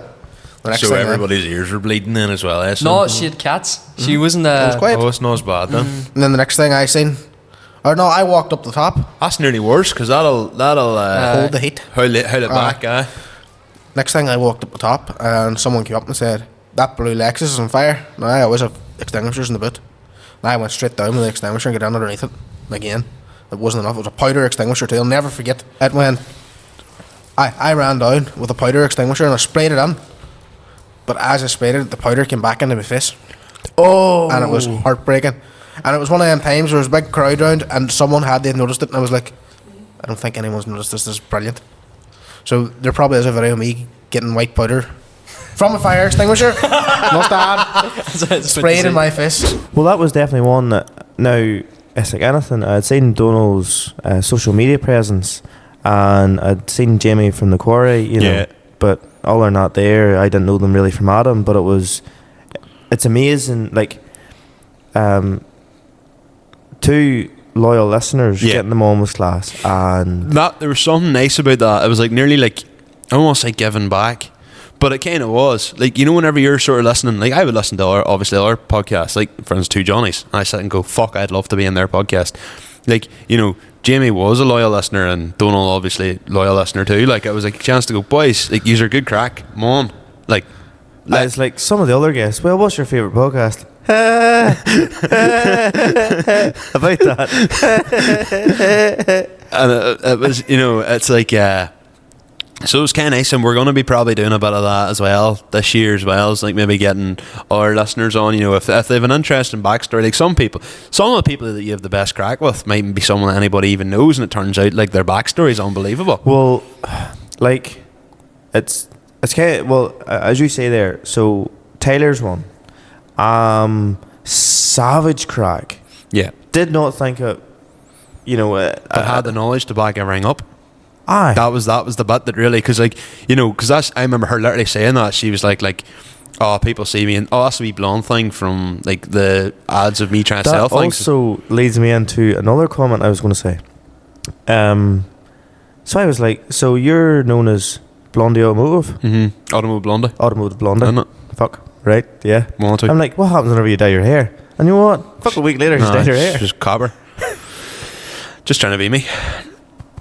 Automotive copper. Automotive copper. Great scrap value. Great scrap value. Just going to say, it sounds like something you'd steal out of someone's yard. And then moving on, so like from there, She'd be great doing videos for T-Mate. moving on to like I Yes. suppose the last podcast which we did, which had the potential to be probably one of the best podcasts we could have done given what we were talking about. You had the evening from hell, and I was sick as a dog. I just It was the perfect storm to just if you talk about a podcast where there was a podcast where we done, and it was on like Small Show Big Day or something, right? That was episode 7, small And show, big day out. whatever the crack, whatever the way your week had went, I would have said I was cracking and taking micker to you Mhm. with, you know, the airports, and you were like, oh, you know, I suppose all the interference and all that shit, and your head just wasn't wet. Well, my fucking head just wasn't wet. Whatever way, just the whole. There's a few things went on in the background there, didn't help things, but but we're not here to talk about that. But that podcast for me, it was like, I don't want to say it was a disappointment, but whenever I listened back to it and I was trying to edit it, I couldn't fucking breathe during that last podcast. I will never be wearing a baseball cap again in my life because I looked. Yeah, you do suit the hat better. Yeah. Yeah. No, I cringed at myself very much so. See the whole time, like trying to sound So like. I would actually like to formally apologise for how bad I was in episode 25, to be fair. Well, fuck, I sound like Darth Vader. Thank fuck you're not my father. It's nearly a good thing that I did most of the talking in the last podcast. Take it you haven't seen Star Wars before. Yeah. Oh, you Look, have? Look, you I'm didn't not get your that. father. Oh, right, all right. Yeah. Fuck you then, you didn't even laugh. But I actually haven't seen Star Wars. I just know that reference. Oh, right. I know, genuinely, I'm one of the very few people that hasn't seen Star Wars. I don't know how I haven't. I just haven't. Fair But enough. until recently, I was one of them people that hadn't watched Lord of the Rings either. Well, to be fair, like a wee fun fact, as I like to say, about myself, I am a massive nerd. Yeah, you're a huge nerd. I am You're a big nerd, like. Yeah. Yeah. You know what? See, whenever you were younger, it was probably something that was a bit weird. But see now, like the amount of people I know that being a nerd's flex, like, Well, 100% is like. Between Star Wars, Lord of the Rings, Game of Thrones, Were you ever a Harry Potter fan? I watched all the things, See, I read was all a the books. massive Harry Potter fan. Oh no, I read all the books. No, a big you Harry have Potter read fan all the too. books? Oh, yeah, I was huge. Harry Potter would have been my thing, like. like Harry Potter, and then for a while everybody was into Twilight back in the day. No, it was shit. What about The Witcher? Oh, I watched all the seasons of it. Yeah, Never Witcher's played very the good. games though, or even Marvel. Watched all the Marvel movies. Straight, you're a big Marvel fan. Literally, for some of them, I booked my seat in the cinema a month in advance. Whereas I don't ever go to the cinema, much to Becca's Like annoyance. Avatar, the second Avatar movie was out a year or two ago now. Yeah. Like I dragged Gemma to it, and I booked my ticket as soon as they were released in Mahara. But sure, it's a VIP cinema. It only has like 25 seats. That's the It's only class. cinema I'm allowed to go to because she's a sucker for the VIP seats. She can crawl up and go to sleep, probably. To be fair, she was moved by that film. I heard it was class. I just don't like the cinema because I don't like the idea of going to the cinema because that means involving have to sit and be quiet for 3 hours. Well, I'll not say the wee story I have, but yeah, no, I actually do get that, yes. But anyway, now we're into 24. Oh, is in 2024? No. I thought you were going to say episode 24, and I was going to be like, Connor's episode 26. I know- I know. It wouldn't be the first time you didn't know a number of a podcast. That's first 20. We are on episode... Yes, we're in episode 19, Connor. Oh, literally. Just to look across to me in sheer fear of, like, what are we on? I literally before we recorded every time it was, what episode are we on? Oh, 17. All right, no bother. Yeah. And then I remember doing what Reload did one week too, because they always go like, yeah, we're in episode 93. The last episode was episode 92 because that's how numbers work. And I remember you said something like, we're in episode 13. Last week was our last podcast, episode 12, and I just went, yeah, that's how numbers work, Connor. And you were just like, fuck off, because you didn't get the reference. You just thought I was being a cunt, which Well, I you was. were being a That's not the point. I just called you out, like. It was relatable. But so like, how long have we been going? An hour 14. Well, But like, I mean, this is going to be a long podcast, so like, all right, calm down. touching the toes there, yeah. Ooh, touching the tips. What are you seeing for the future then for 2024? Well, 2023 was getting the podcast out there. Yeah. 2024, things are going to get flipped a wee bit naming wise. So it's definitely going to be the Agri Automotive podcast. Yeah. Brought to you by us. We are limited slip differences. Aye, so I suppose the idea is we're going to try and push the brand a bit more as an actual brand, and the podcast will be a segment of the brand. Now, people have all asked other questions about what else could we do.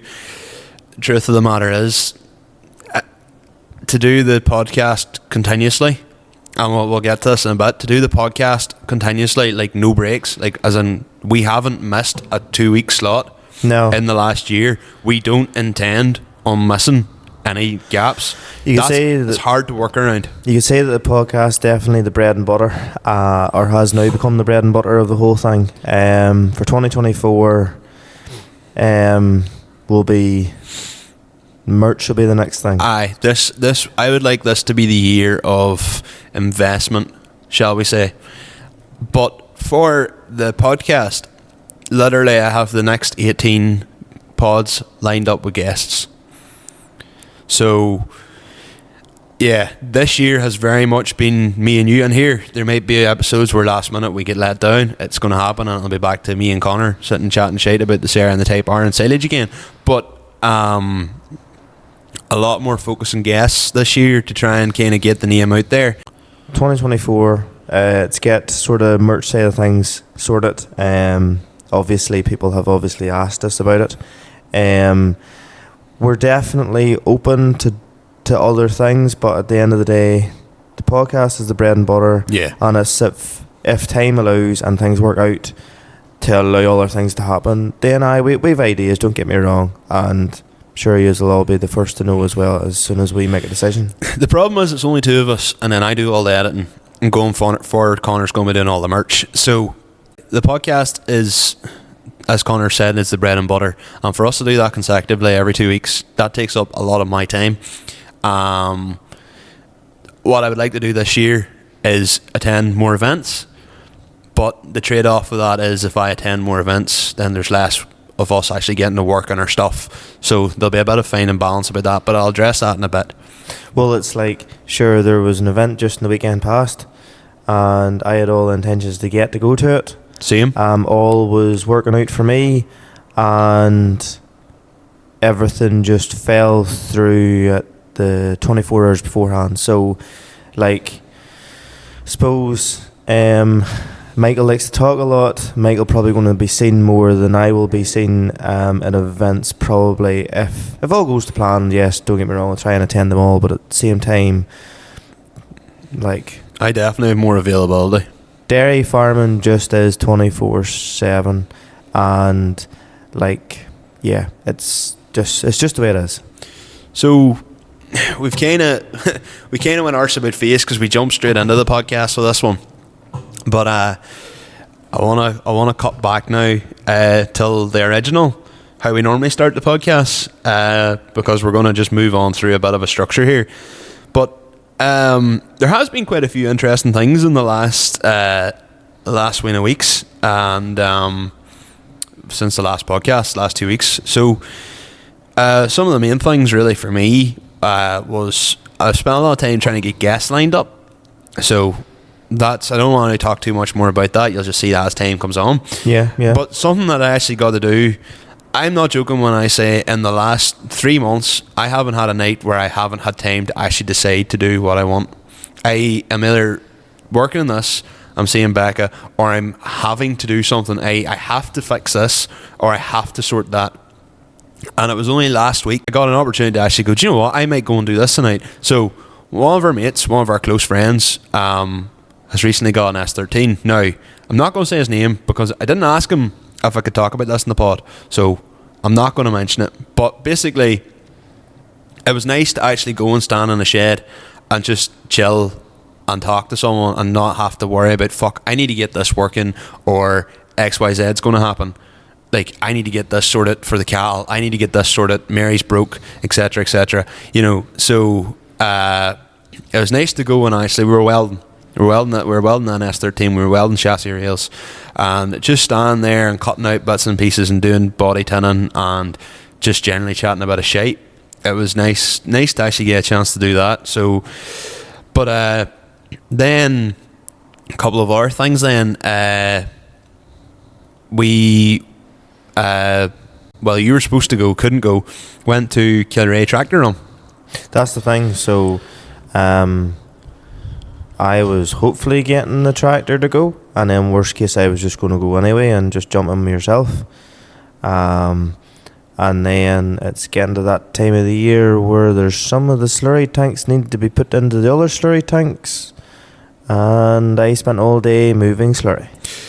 I spent the day, it was actually a really good event, to be fair. I don't know how many tractors turned up at the end. Matthew Sloan organised it, and I spent most of the run with Frosty.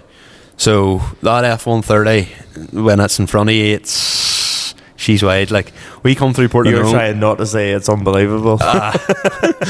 She is wide, but like whenever we were coming along, like tight bits of the road, like coming onto the Band Bridge in Portland, like I was just like, holy fuck, like that's tight going there. Like, should be 3 meters wide, like. So aye, she's every bit of it. Like, if it was me, I'd be hitting pedestrians, like. I'd be cleaning people out of the road, like, so it'd just be like, boom, sorry. It's like the age-old thing of, what was it? You know, the We Are Likewise wheel nuts? Yeah. The real spiky ones? Yeah. Well, was it not somebody was pulled over and they were told to take them off because what would happen if you hit pedestrians? Well, fuck knows what your wingmer would do. Aye. It was Craic, I think. Actually, it was he had the gold ones. Either it was Adam, but I think it was Craic. But yeah, no, that was class. So he was away on in front of me, and then he rung me and goes, "Here, the lad I'm with, he can do 80k." So he's just like fucked off, and I was like, right, okay. He's like, I'll pull in and wait in you, sure. And then so I done the run along with him, and it was nice because then the two fates were there. But the one, you couldn't write this if you tried. So then I rung Adam and I was like, here, where are you at? And Adam was like, oh, I'm on the Cullabackie sort of Galgorm Road. And I was like, here, we're in a tractor run at the minute. Like, come down, and we're coming out a back road because there's a diversion in Cullabackie, but we're in the Carndonaghy Road. We'll be pulling on a back road and coming out basically over the bridge outside Right Bus. And he was like, alright, I'll try and catch up with you. So I was like on the phone with him, and I was like, where are you at? He's like, oh, I'm coming along the main line. I was like, right, I'm coming up to the bridge now. And as I turned out onto the Galgorm Road, he literally drove in behind the marshal who was stopping the traffic. You couldn't write it if you tried. Like, I was literally looking around, waving, whilst being like, oh, there you are. And he was like, literally, he was coming to a stop as I was pulling around. Like, if we had even tried to aim that, it just, you couldn't have done it. But like, literally, it could not have been more perfect if you tried. So yeah, that was probably the funniest bit. And finally, Mary works. Fuck off. Swear to God, it was the starter, and yeah, the starter was fucked, and the alternator was fucked as well. So she wasn't, whenever you finally got her going, she wasn't charging herself. Oh, so yes, either yes. way, damn do you do, damn do you don't. So in the end up, no matter what battery you'd have thrown at her, the starter was just bad. So she was going, anytime you got the battery charged, she would have started, she'd have ran, and ran long enough for you to do whatever you need to do, and then that was it. Yeah, so might also rotating electrics, sort of made it with a starter and alternator, and good to go. Happy Still idling a bit higher than I would like. She's still idling high, which means that she's a bit harder to like do precision work, as you've noticed. Trying to take a pallet out of the shed the other day, you flick, and like the gear, like flicking working the gears on her is a complete fucking disaster, because it goes 1, 2, 3 neutral reverse. So like you'll come out of reverse and you'll jump forward, and she'll like miss neutral and she'll go straight into third, and the next thing you're jolted forward. It's a fucking disaster to get onto, like, but I will get there eventually. I suppose that's just what you use a boom for. I'm going to use the boom more in future instead of trying to drive forward like a forklift. Have you anything new? Just go to the buzzer. Well, there's not a wild lot, to be honest with you. Farming related things that happened recently. Dried off a few cows to calve down in March time, so hopefully all goes well there. And the Civic got the first start in 2 months. Yeah, we had everything started here. Yeah. So I know she was started first time, and then As if it was ever going to be anything different, like. And then as you seen in the Instagram story, I gave him carbon monoxide poisoning. Oh fuck. Yeah. Yeah. Wasn't too bad though. It was yeah. There's a lot of fumes in this shed. Well, we move on to some questions. Oh, we will surely. Or had you more to talk about? No, to be fair, there's nothing else really new has happened to me. No, right. Do you want to bring up what are we on? 1:27. We're going to go for 2.5 hours here. Like, this is going to be a long pod.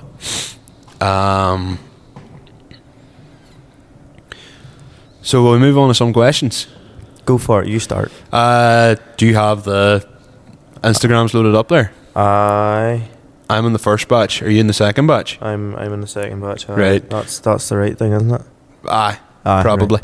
Right. So the first question, Stephen McMullen, good friend of the pod. What's your best and worst memory of something that's happened to you both in the car scene? That's a bit of a toughie. Worst memory? Oh, is this just in general with cars? I'm going to assume so, aye. Worst memory was hitting a Badger on the way home from work with a Polo. Yeah. And probably best memory would be first Donny. Well, no, John knows some.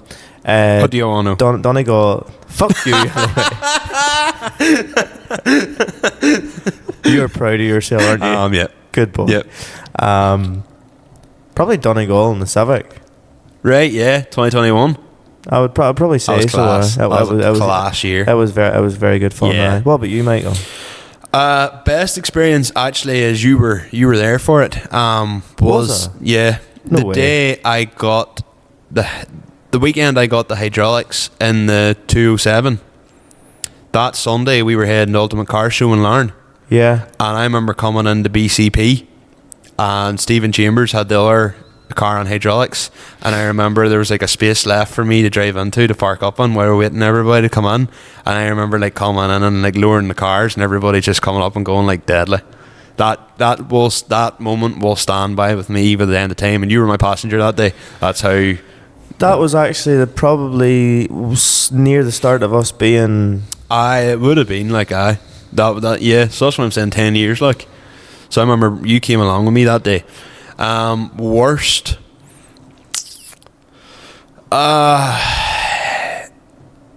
It was either my manifold breaking in 2022 on the way to Jack's house that time. The manifold and the screamer pipe falling off and the wastegate falling off and rolling down the road. Aye. That was a pretty shit one. Or my turbo going kaput just before Donegal Rally last year. But I think that affected you more than it affected me. Why? Because I remember you said like I remember when that happened, you sat outside the house for ages, and I was like, why is he not away home? And you were like to me, yeah, I just sat, I was fucking so annoyed, I sat like just contemplating life because I was so annoyed at the two of us not getting to go through Donegal. Yeah, well, I'm not gonna lie. I sat in the car, and do you ever just be like, "Fuck, does he ever catch a break?" Mm. But at the same time, it was. In hindsight, it wasn't No, it actually was that turbo going was the best thing that happened to me. you As know. bad as that sounds. Actually, other bad memory. That time I got taken to the MOT centre. But I've talked about that on 3 or 4 occasions in the pod. Is that the day of cruise cancer? Yeah. It's not as if I fucking warned you. Yeah, I know. Right, gone ahead. Mary on pushing up duties for Sadie's 2K24 and... Well, who posted it? You know you can Sorry. click on them. Oh, right, no, I didn't know that. No, you can, because you can bring them up like that. Oh, right, I didn't know that. Noah Gork 07's response was Mary on pushing up the silage this year and videos of it. I can get you a video of Mary going, the very best. She might push herself up a fucking hill. Video of Mary pushing silage. I don't know, unless John McLean invites us to some event to do something, I can't see it happening. Like, the way I have the wiring done even at the minute for the lights, I would need to reroute everything. I just have everything kind of running sort of in a semi-neat way to get it going. No, I doubt she'll see any silage this year. Like, I know. And unless you somehow got a land, and if whoever puts the grass in here in your pit, if you know, for the Mum literally absolute- said to me, if she sees me trying to claim a silage pit down here on someone else's silage, she will pull me out of the tractor and tear the head of me. Oh, and you're not loading her to mine, because my dad would look at me going, Absolutely please not. don't break down. No, absolutely not. No. So, Unfortunately, that won't happen this year. no, Mary will not be at the grass this year. But she will be eventually. Like, she literally pushed silage every year before I got her. Even this year. Jeremy was only too happy to hold out and wait a couple of extra months till he got the third cotton. Oh, Yeah, so... Because I originally come to look at her and take it off him in July, and she didn't get moved to September. oh, And right, he was yes. still using her, so he was happy enough. Conor McLaren, C. McLarzo, has wrote to me going, any beef with Tasty and Gobshite? So this is quite an interesting one. So Tasty and Gobshite, Nathan and Down, 2 listeners, they've started their own podcast, Tasty and Gobshite, and it is very similar in principle to ours of what they do. So they're also talking about Donegal, talking about Diffin, talking about Lexus, all that. Yeah, there. I talking about that sort of And to thing, be yes. fair, they haven't updated it. They haven't released a podcast in a couple of weeks now, but they're doing vlogs. So I probably will get on to one of them and say, here, keep them podcasts consistent. I know they're talking about going to Spotify, and I was on to them like, here, you need to get them, because they're only 15 minutes long, and which isn't long enough for a podcast. That's quite short, yeah, because Yeah. you don't But realise how quick it The does only thing go. I would say, I'm going to out them. They use our intro Fucking Gobshites. because I was chatting to Dion about it, and I was like, he's like, yeah, You're not look, pronounced it Dion. is it Dion? I can't remember. I don't know. I think maybe Dion actually. Sorry, lad. But I was on the phone to him, and he was like, yeah, we didn't know what to say. He was like, and yours was a good example, so we just took yours, and I was like, aye, fair enough, but aye. So no beef. In fact, they're doing quite well actually. In terms, they're very good in TikTok. They make the content that me and you probably should be making, but they don't have the time or the balls to make. That's it, yeah. They do a video they're like, we're car guys, and they talk stuff I'd love us to do, but we just don't have the time.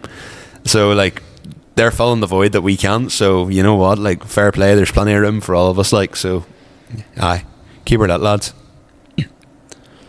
Speaking of the devil, Right. Tasty Gobshite's response has been that they're for hitting the port on Easter Sunday. Right? Oh, fuck, could not They have must timed that better. I didn't even know you were going to ask. They must get the Sierra and the Lexus on the grass. Well, I don't think the grass will be got on this year, I would doubt. I don't know if I'll go to the port, to be honest, but I'd be more than happy for them to come up here because we can record with them up here and all too. Do you know what wouldn't be a bad shout on Easter Sunday? What for is a that? change? Bundoran.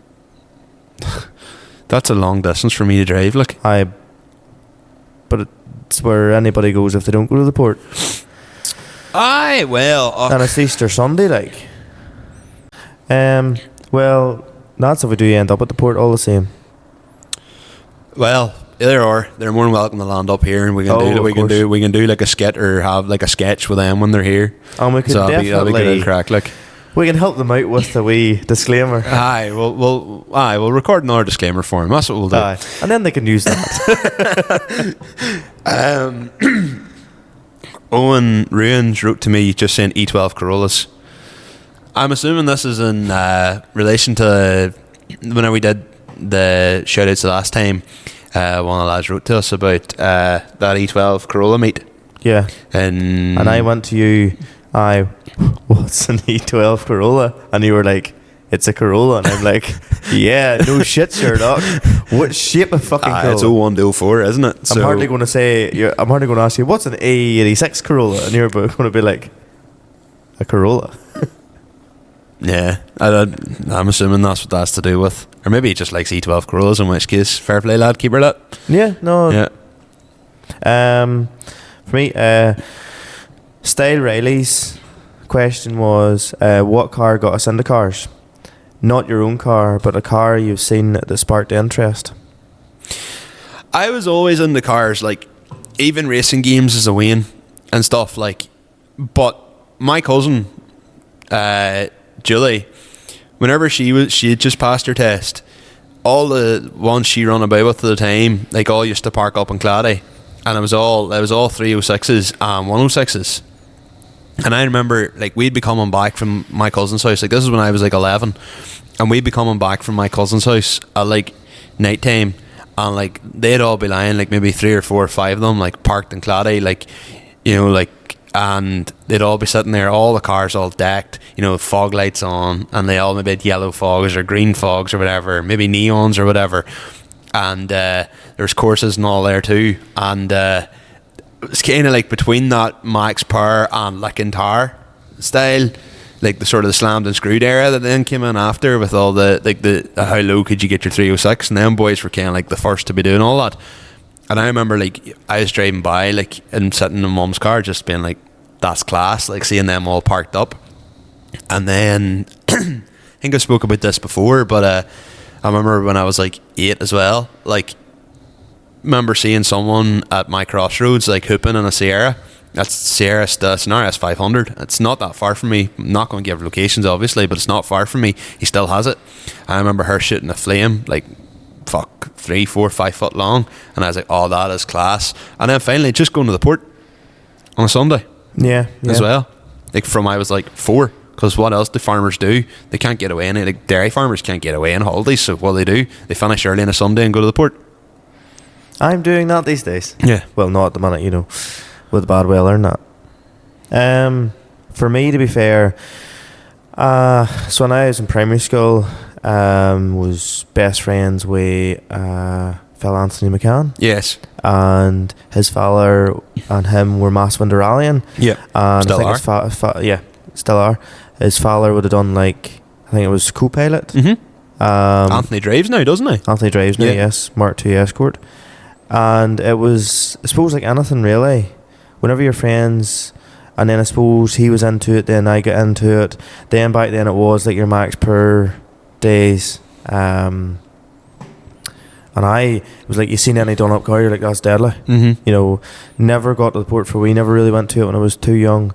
My first real experience of the port was when I was probably 16 or so. Seriously? Yeah. So sister's birthday, and we went to the beach, and then I got to stay on and go get umbrellas, and then see all the Evos with anti-lag going by, and it's like anything. It was addictive. It was class. But I always, sure, it's like anything. You go from being in the, like, being friends with him in the cars, then Fast and Furious comes out, and then you see all the modified cars, and then Need for Speed comes out. It's just went down that rabbit hole, you know. Mm-hmm. Yeah.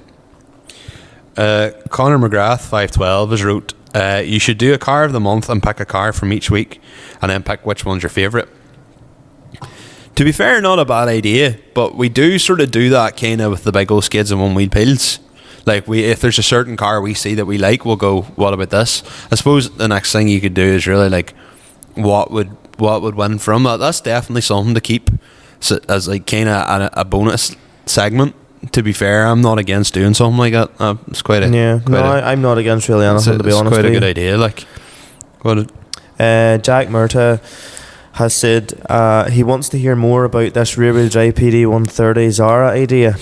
Well, if you guys, whenever we bring out merch, buy it like fuck, we'll get Ali McLeod to do it for us. we will get him to build it. We actually did talk about this after. We did talk about this after, and we were saying, like, would you not maybe like do a body swap? So you'd put like a Citroen Zara body, say, on top of like maybe a 350Z or anything rear wheel drive, like a 318 BMW or anything like that. And then a bit of YouTube, and turns out someone made like an SR20 Zara in like fucking Lebanon or one of them countries. And it didn't look out of place. No, it was a 5-door. It wasn't It was a three-door. 5-door. That's what even more mad about it. Like, but then that was probably from a time that SR20 engines were like literally you could pick them up for like £5. And right, for like realistically for a drift car, it probably wouldn't be mad crazy hard. It would To be PD 130 swap one and to just leave a rear wheel drive. You could butcher it and get away you with would it. probably body swap. You probably would use it. Even just to keep the 4x108. Then you could use a Sierra. What? Sierra's a 4x108. You'd use a Sierra hatch floor pan, Fair enough. and then you just weld. You just have to. But like people do that. So you'd just be essentially dropping a Zara body. There's literally a fella on my Facebook at the minute who's putting is it a Mark 4 Escort onto, or maybe a Mark 6 Escort onto an Audi S3 chassis. So for the four-wheel drive quattro. So he's literally like cut one car and put it on top of the other. Fuck. Artie Mullen done it with that Lada and the S200. Seriously, that's what that is. So Lada, he basically put a Lada chassis or a Lada body on top of an S200 chassis and had it all extended. Deadly. Yeah. So that's something, if you wanted to stay 4x108, that is probably what you would do. And then if you ran like standard running gear and didn't go mad with upgrading anything, you could still run Vulcans. Yeah, that's what I mean. And sure, like That is 220 brake on fucking and there is a fella in Portugal called Dimas Performance who makes a PD 130 to MT75 adapter. Oh, you've thought about this? Yeah. You really did think about this? I have thought about this because So, I've thought about this for another thing. So to be honest with you, if we had the money, if we had the money, we'd do it. No, I'm not going to lie. Like that'd be class. Yeah, like that would. I know your plan for a drift car will be very, limited slip differences, but that would be. Oh, that'd be class. That would be the felt of the drift cars. Well, if we had Dave Egan's money, we could make it happen, but we don't have Dave Egan's money, so it's not going to happen. Well, that's true. Yes. Paul Higgins, P Higgins 96, wrote to me: has the classic Ford scene with old school carb NA engines been left behind at this point? There's probably not something you'll know as much about. I have not a clue. Yes, I think so, to be honest with you, Paul. Now, Paul Higgins, I have to say, is the best, like, do-it-yourself, mess-about mechanic I've seen. He'll tackle anything. He is this... You ever seen his Mark 1 Escort? Don't think so. The white no. Mark 1 Escort. It's fucking beautiful. Set of mesh rims. He does everything himself. He is currently putting on new arches. Like, he does everything. Like, he's unbelievable. He's really skilled. Like, I remember actually writing to him one day. He put up something about what he'd done on like the rear of his car or something. I just wrote to him and I was like, fuck, I wish I had your skills. But that old school, yes, I do think so, and I'll tell you why. I think with this, because this is literally what I did, with the dawn of the Jap scene coming in and everybody now going for more horsepower instead of like Euro and Stance and Low and all that there with the V-dub scene from maybe about 8, 9, 10 years ago, this whole Jap resurgence coming forward, everybody's on about like turbos and all that there. I think for Fords, with just technology available and standalone ECUs being better, a lot of people with the likes of Sierras or even Mark II Escorts or anything are going to start looking at the likes of SR20s or Saab turbos or even Ford Z-Tech engines, but strapping a turbo to them. I think people are starting to do that now instead, and that's kind of, I think that's where all that's all derived from. It's like, well, my mate's an S13, but I also have a rear wheel drive car and I want to have the same fun. Whereas this old school style of like a Pinto with like, you know, changing the cams and advancing the timing and doing all that there, like that's something a lot of stock car men would have done. And now even the stock car men are all moving to Z-Tech engines and Duratec's and stuff like that. So yeah, I do think this whole big NA power thing is, like everything, it's not happening so much at the minute, but guarantee in like 5 or 6 years time it'll be the thing to do. And suddenly boys will be trying to make like big horsepower NA cars again with a Ford. I do think. So Pip Morrow 96 question is, what's the worst sound you could hear when working on a car? His examples, would it be a broken bolt or a snap spring? I would have said the knock from your engine. Knock from your engine, but we've never experienced that, thankfully. And touch wood. A snap bolt I'm not is Pinocchio, but it seemed to help. a snap bolt is a horrific noise, or the sound of the bolt that you've been trying to take out, or the sound of the the tool you've been using fall into your engine bay. Oh, yes. Or like the likes of, say, you've been using an Allen head to take out, like an Allen head with a spanner around it to take out like a really awkward like bolt, say in like the inlet manifold or the exhaust manifold, or say in the gearbox, and you just hear See all in. these examples, I take it these have all happened, you Michael? Yeah. Oh, they have. Yep, all of them. Kyle B112 has wrote, dream road trip.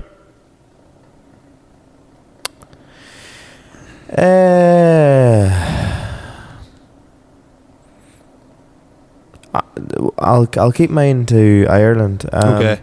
Wild Atlantic Way would be deadly. Yeah.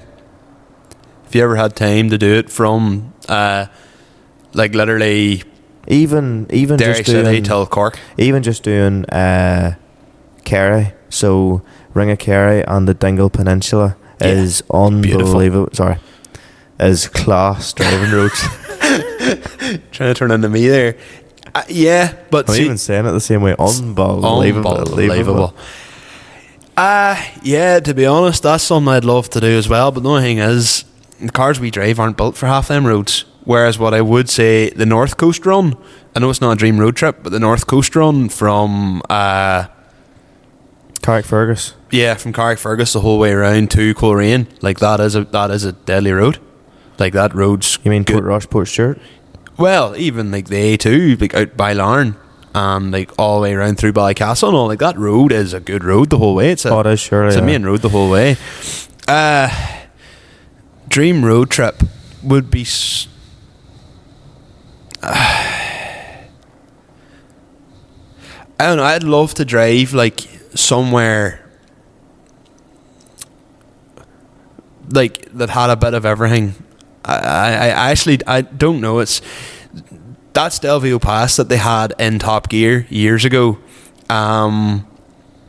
was absolutely class, like where the road just goes like that the whole way, like spaghettis the whole way down, like that's class. I would love to do it, but would I want to use my car for it? Probably not. Jesus, I don't know. Dream road trip, probably Japan in a van, like what the boys from Juicebox did. I think that'd be class. Yeah, probably something like that, like in a camper van or something. Like a proper kitted out. If you had to do it in your own car, Michael? Round Japan? No. If I had to do a road trip in my own car, probably the Wide Atlantic Way. Fair enough. Yeah, fair probably enough. the Wide Atlantic Way.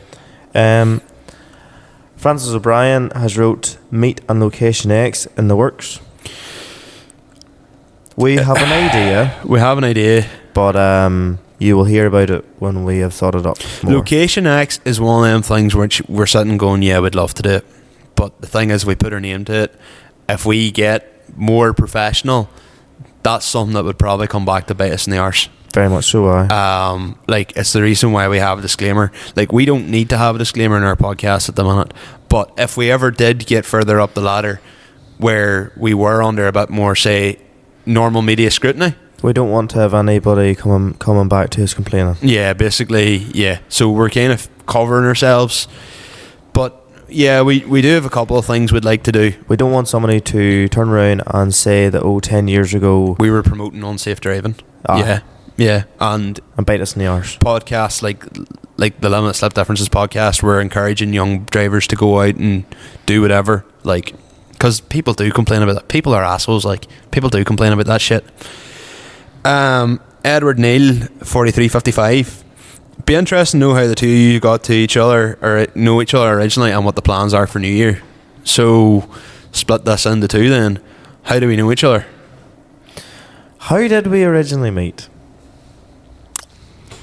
Because I can't really I can vaguely mind. We would have knew each other back the likes of Cellar Bar, Dorman's in the Opera. That on that terrible night, Yeah, right Cellar on the Bar. dirt new. Yeah, he kissed my sister in front of me.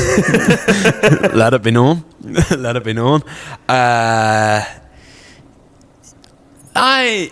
I'll be honest, I thought you were a bit of a cunt for that at the time, right enough. I don't know. Do you know what it was? We originally started getting talking just whenever I started doing the whole thing with, because you had me in Facebook anyway, and Yes. then It was from me looking to buy a 1600 Civic Sport. but even before that, you were asking me what wheels you should put in your Polo, because I started running about with like Marfell Cruise Nights, Yeah. and you were like, "Oh, I've got a Polo. I'm thinking of buying wheels." Yada yada. And I remember sitting, it was during like the middle of exam time, and I remember sitting looking up trying to find like 17-inch A5s for you. Yeah. I can remember doing that, and that was like 2013. And then you were first year uni, I wasn't. and then we got talking to each other at Junction 1 car show, and you'd put the Volkswagen. Oh dear God. Yeah. And then after that, you just started like coming into Marfell and meeting us in the town. That's basically, and then just from there, like, you were kind of where I was, and then you were farming, and I like had the interest in farming. Obviously at that time I wasn't doing as much, but like, and that's kind of how things went on. And then from there, just like me and you were quite alike, and we got on the same way. And like, you know, from, you're not that far from me, so we just, wherever I was going, you were probably going. Similar friend crowds throughout the year, kind of wherever I went, you went, and vice versa. And that's kind of really how it followed till just as time went on, and we just stayed friendly, and it just, Here we are now. Here we are 10 now, years yeah. later, doing a podcast together. talking about shit we did 10 years ago, Yeah, essentially. which is nice that we have a bit of history, a bit of context, like we can talk about things like from back in the day. Yeah, which is exactly. nice. It is. Plans for New Year, well, we've kind of already discussed that, so Yeah, just aye. have more fun, do more stuff. I try and attend as many things as we can. And try and just whack out the good podcast for everyone. Keep the podcast consistent is definitely the number one thing. We've done a good job of keeping it consistent in 2023. I do not want to miss. We are being very vague, but we're being very vague because there's lots of ideas, but it's knowing what ideas to follow through with. Yeah, and like people are guilty of saying, "Yep, we're going to do this and we're going to do that," and then We'd like, rather say nothing than and the something. next question is already something like that. That's going to be something that's like, I'm now going back to say, well, actually. So you're better just not opening yourself up to that scrutiny yet. Yeah. Next. So Curtis McGall has wrote. He's trying to sell his E36. Oh, what a chancy bastard. So to be fair, Curtis has a nice E36. That thing's fucking deadly. And you know, like, he wouldn't mind if somebody would come with a few pound to just take it off himself, you know. So It is a deadly colour. It's Daytona Violet. But Isn't yeah. it? Nah, it's either Daytona Violet or Techno Violet, one of the two. It is a deadly car. It's Stone man, like inside and outside. everything you'd want in a E36. Like, pretty sure that even has the LSD and all in it. Like, so, aye, no. fair Shoot him play. a message if you fancy an E36. He actually wrote to the page as well, asking a question. So I'm not even looking at my phone, but I know the question he asked because I actually spent a bit of time researching earlier.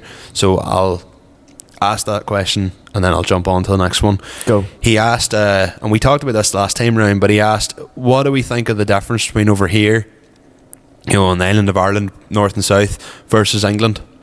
Car scene, car versus both with meets and shows. I actually thought about this a wee bit too. So I would say here there's a lot of repetition Yes. because everybody sort of likes the same sort of thing. Yeah. Maybe part of that is due to everyone sees the formula, they like it, they don't want to differentiate from it. You do have the show ones, you get people to go to the shows that make smart remarks and all that crack too. But I would say it's like anything, like England and all that, there's way more population. Yeah. And there's the whole stigma with like fiestas going around with pop and bang maps and that, but it's I suppose the core culture that was before what we have now today was totally different. Like if you go over to the countryside in England, a lot of it is off-roading and stuff. A lot of it's Land Rover Defenders and big chunky wheels and that, whereas here it's would have been, whenever you're younger, a field car and Definite and all that crack, and growing up, and then you wanted the twin cam, and then it's, I would say that. I think for us here, we smaller country, people like what they like, and there is definitely not that same spread. So everybody's like, yeah, I like twin cams and the way that twin cam looks. Oh, I like that. Yeah, that's how it's done right. Well, I think over here, people sometimes maybe a bit scared to be different. You weren't. I wasn't, but I did get slabbered for a long time. Like the Ford purists. I'll talk about that later. But even over here, like, people are like, "Why is he doing that?" And then people would now go, "Yeah, actually, that's actually quite cool." But a lot of times, like, people were like, don't do something different. Why would, like, even now I still get boys saying, but that car of yours would look better in Causies, and I'm like, you know what, it probably would. Like, it probably would. We're over here, I think people also want to, if we see something that works, it's like, well, that works, it looks good, let's just do it. Well, the perfect example is my own car. Yeah. I was recently in the presence of Calvin, and Calvin said that I said, look, no, I completely agree with Calvin. His work wheels that was on his car before the ones that are on now, the split 5-spoke, I don't know the name of them. Do you? CR2P. Yeah. So he had them in the car, and I was like, they are class, and he was like, them and 17s would look class in your car. And I was like, they probably would. My works in your car would look class. But I was like, I don't want to put them on. I still think you should. I don't know, there's just something, like, I find EP3s are, not many cars do, but I think they're one of the cars that really suit the standard wheels. I still think if you had my works, your car would look absolutely class. I'm not saying it wouldn't, but at the same time, I just like it the way it is. And it's one of those things where whenever I had the Polo, you were like, I can't put this, or I can't do this, or I can't go here, I can't go there, oh crap, this, whatever. You just jump into the car and you can just enjoy it. There's something to be said for that too. But back to the English thing, I would say over here, the spread of shit and good is a lot smaller. Like, there's not that much complete shite here, and there's not a lot of blow your mind away cars, but there's a lot of nice cars, a lot of average cars, and a lot of, like, maybe sub-average cars. Whereas in England, you'll have absolutely mad, insane quality builds that far outweighs everything over here, but you also have absolutely diabolical, horrible stuff, like quality of car meets. Like, I seen something there this week, and it was like Christchurch car meets or something like that there, and it was like someone going through a multi-story car park, literally taking pictures of standard cars, and then there was like this Polo or Golf or something, or maybe a Toyota that had like Ghostbusters like livery on it, and it was a standard car. And I was just like, oh my god. And I remember saying, I hope this is satire, like, I hope this is taking the piss, but I actually don't think they were. And even like the quality of the pictures they were taking, like, it literally looked like they were taking pictures of number plates, but it was all standard height cars. Whereas at least over here, people don't do meets as often, but if you were to do a meet, you would have better quality stuff to turn up. Also in England, like, they'll happily do a car meet on a Tuesday night. Like, that would never happen here. Like, apart from maybe Seacat, but that's the one place you would have that. Like, but in England, they'd have pop-up meets anywhere, and it would be full. Like, full car parks rammed with people. But then it's all the population there too. Like, Yeah, we just don't have that. Yeah. Like, and then probably a bigger population, more population in the anyone cars. that actually does try to start something, there's a lot of ones just don't go to them. Yeah. Myself included, to be honest. Yeah. Yeah, exactly. Paddy _ON wrote to me then as well. And this is what I'm saying about saying you're going to do something and then you don't get around to doing it and you feel like you're eating your words. When's the P100 project going to start, and when are you putting a turbo in the 110? Well, P100. So, planned on looking at it over winter. Caught a massive chest infection. Might have heard in the last podcast when I wasn't well. Bedbound. All my winter holidays. Didn't get the week off before Christmas like I'd planned. And then this week, then any time I've got off now, it's been spent sorting out the house. So literally having time to look near it. But what I can say is it has moved down and onto the lift. So... Oh, is it on the lift? It's on the lift. Oh, you put the four posts on it? Oh, well, that's... So that's... Need to get the tub off, or I'll need to get the suspension taken off and find out where exactly I want to sit so I can start marking up the geometry. So that's the plan with the P100. The 110... originally had planned before Christmas, and that time that I was supposed to take off that didn't get off, was going to go to MDE and buy a turbo manifold. However, after the run on Saturday where the tractor performed very well, Sunday she shit the hydraulic pump. So I've had issues with the back arms for a long time, not lifting and lowering intermittently. But even now when I try to bleed it out the way I was doing, the way I used to bleed it,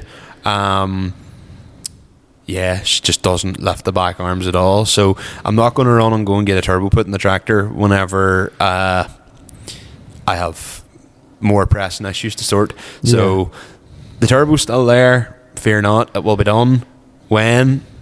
Depends whenever I can get the tractor looked at. And whenever she's looked at, I'm going to ask them just to see, like, health check her and see, is she good enough for a turbo? So if I'm going to get her looked at, I may as well get her sorted out right. Of course. So, and I'm all out of questions. Oh, you've no more? No more. Alright, I have all the... I must be looking at the main section then. Aaron Hughes, Aaron _Hughes _80. Is there any plans for LSD meets or events in 2024? Would love to get the show car out. Again... We have ideas. I talked about doing this last year and never got around to it because there was always something on. I would love to do something like cars at the farm. You know, down here where I have the silo pit, so you could use a bit of a slab. But what I would say is, like, it is hardened tires, and also I don't want, like, this sounds bad, but I don't want every Tom, Dick, and Harry being here. Of course, yeah. Like, because it is where I live, and there are sheds with equipment in them, so I would have to be a bit more selective. But yeah, I would like to do something like that. What I would like to actually do is have like a live podcast in here. Yeah. And I think that'd be quite fun. When the warmer weather comes, you wouldn't ask anybody to do it now because fuck standing in here in the freezing cold. I am literally sitting with a coat, 2 hoodies and a t-shirt and a hat. So like, it's fucking Baltic in here as it is. Like, I wouldn't subject anybody. And like, we've got a heater on us. I'm not too bad actually tonight. Are you? Well, you like? I'm alright, to be fair, but it is still cold.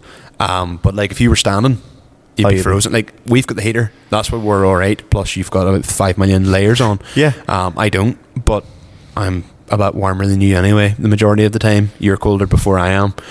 So stuff like that. Harry McMillan, did you ever have a field car or project car before 17? Yes, I had a Fiesta, but I wouldn't exactly call it a project car. It was a field car, and just for driving around the yards. Didn't get that hard a time with me. Then I sold to Donald McChrystal, and he blew the engine up on it 45 minutes later. How did you manage to do that? Reverse donuts. Fuck off. But What did you sell it to him for? £80. So I think like him, Aidan Dugan, Owen McGill and Barry O'Neill, I think, all chipped in like 20 quid each. And like came and bought it, and yeah. What year was that? Oh fuck, 2010, 2011. He landed down the 110, like.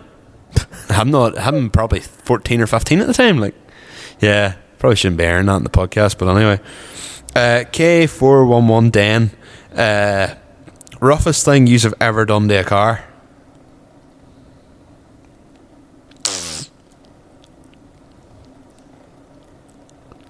See, I haven't really done anything wild rough to a car. Other than rub the back arches off it with the wheels.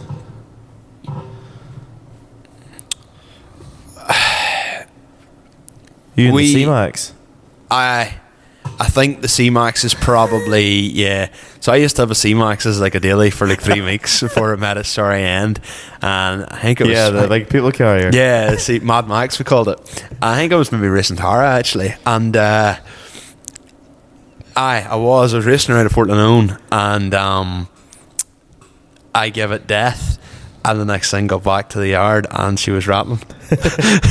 And it turned out I dipped her for oil and there was like no oil in her. So she'd been driving about for like 300 or 400 miles before that with like fuck all oil in it, but it was dead on. It never brought up the oil light. It then only brought up the oil light, but I was literally cutting the absolute life out of it, like revving it. And then even still, drove it for another 2 weeks, her rattling the head off herself. Yeah. Still worked? Yeah. And then eventually just parked her up in the shed where she eventually ended up... Did she seize? No. I just... Well, she did in the end, but like... I parked her up in the shed, left her, was going to put an engine in her, and then went... Oh, no. Fuck that, can't be arsed doing that. Like, was there many miles on it? I can't remember. 88. Fuck yeah, off. It wasn't that bad. Like, yeah, but I bought it. Never checked it. Like, if I had checked it for oil, I still would have had it.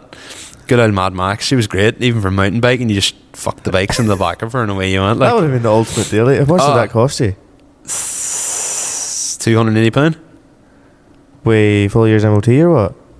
Yeah, actually, it had MOT. Yeah, I had a lot of MOT. Maybe 8 or 9 months. Fuck. Yeah. Benjamin Borum, Mark II bench. Play a field with a Sierra, put air riding a tractor. Oh, I thought about this. So did. Air riding a tractor, obviously. No. What? I'll tell you why. Because some tractors can come with air ride. Aye, but imagine one. Did you not see the picture someone like photoshopped years ago of like a New Holland with like a set of BBSs on it? Yes. Yeah. Wild looking, but I don't know, like, because tractors look class whenever you see like you look at Owen Smiths for a perfect example. Aye. Like, there's no arch gap. Aye, because like massive he just tires. put big fucking tires Aye, on but it. can you imagine a tractor sitting like deadly low? No, you're No. looking okay, right? No, I just love to play a field with a Sierra. just tow bar into the back of her. She'd probably rip her in half. I know, you just do it with the wheels. Right. Well, what else? Sure, you're just playing up the ground with the Sierra. Oh, right. I thought you were going to say actually attaching, like, somehow shoehorning a 3-point linkage plough onto the back of my She'd be car. some horse, anyway. Fuck, she would.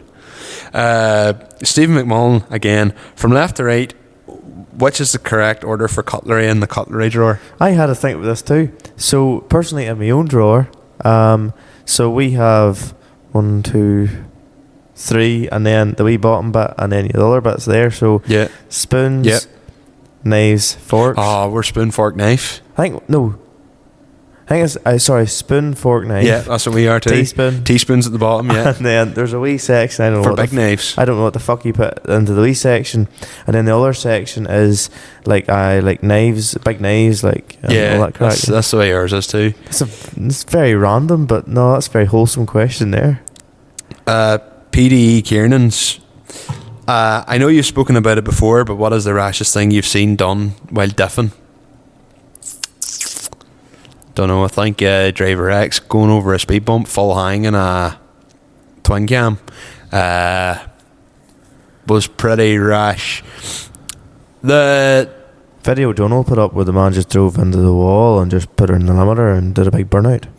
At the quarry, was that? Do you remember when years ago at Donegal there was the video of the boy in the Merc and the BM, or it was maybe a Lexus and the BM, and they were literally trying to see how close they could get to each other, and then they eventually started hitting each other, and then they were like trying to slide around cones but trying to get close enough to each other that they'd hit each other's quarters off each other. It was like a blue Lexus and maybe a maroon coloured BM. Right. That's maybe Donegal 2016. I was probably not there. Or actually, I'll tell you. Do you remember the video of the BMW, the M3? Yes, From that like was Donegal 2016. That might be it. Yeah. your man literally losing the bumpers, Not a everything fuck to give. at Letterkenny Carton. Yeah, I didn't see that in person, but I did see all the videos, and that's definitely hands down the rashest thing I've ever seen. That was, yeah. Rona Monelli, would you be able to upload vids such as working and stuff, like videos like that usually do well also? I would love to. I would absolutely love to do that. But we need another Michael. We'd need another me. I wouldn't have time to both edit and do it. If I could record the podcast and spend 2 nights a week that I spend editing out in the shed, absolutely. And if I had someone who was able to edit for me, that'd be phenomenal. But in a 2-week period, it works out that I have 4 days where I'm not either doing something with the podcast or with the fiance. So, like, literally that free time, they could be used for anything.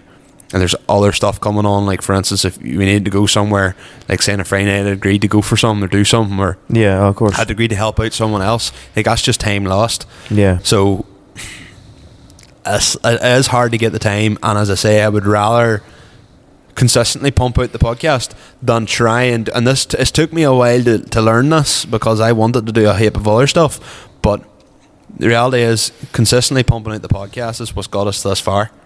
It has. And that's what's going to keep us going.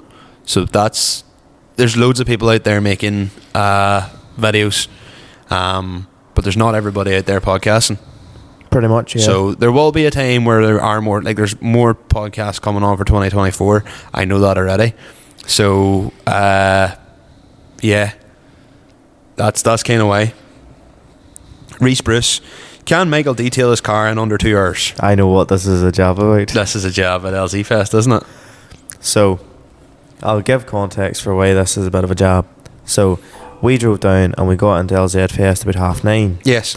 After all the crack and all the shenanigans on the way down, we got in at 9:30. Stressful morning. And I got parked up, and I think it was an hour I spent cleaning mine with water and a cloth and all the crack. And it was 12:30 and Michael was still cleaning. So what we had found was Michael sprayed 2 sprays of quick detailer on his back quarter panel. Mm-hmm. And then he wiped it. And he wiped it again. But as he wiped it, he had a 10-minute conversation in between wipes. Yeah. And then the best of it was he re-sprayed the same fucking bit. Yeah. Because And I then he had stains on it from not being wiped properly off the first time, so I had to clean it again. Yeah, it took you to 1 o'clock or so. Yeah, it and then did, the best of it was we were all like waiting on you for ages, and you were having yarns and your mouth never shut up. And then we were like, come on the fuck. And you were like, oh, I still haven't finished. And we were like, what are you doing?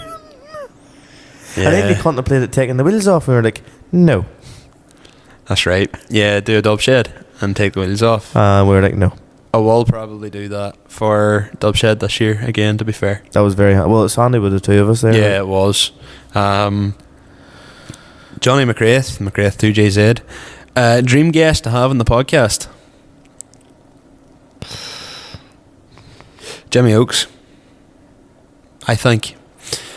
I could say Dave Egan and I could say James Dean, and both of them are people that I would love to have on the podcast. And to be honest, we talk about drifting, we talk about all that side of things.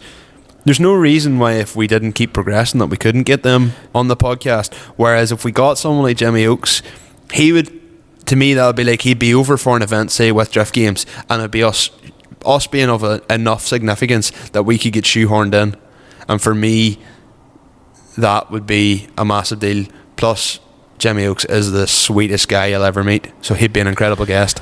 For me, I would have to say Jimmy from Officially Gassed, because the amount you could talk about in regards to his builds. Yeah. Like, he's just recently, after doing in the engine in the Integra at 900 and something horse at the crank, and now she's getting a new engine put into her. She'll be 1200 at the crank. Fucking hell. 4-wheel drive, 2 LSDs, like, that's an absolute drag weapon. But he has that. He also has a Leon Cupra that now is getting, if I can mind right, a 5-cylinder engine into her, and she Right. will be 1100 brake or so. Holy shit. He also has a Porsche 911 that's been worked on, that has worked on from ES Motor, which seem to be the Porsche wizards over in England, and it could be 900 or 1000 brake. Like, he's a 335D BM that's in like 450, 500 brake. So there's lots. The amount you get to talk about, chat about, and all that crack is mental. That's mad. I am now conscious even to coming out with it. Unbelievable.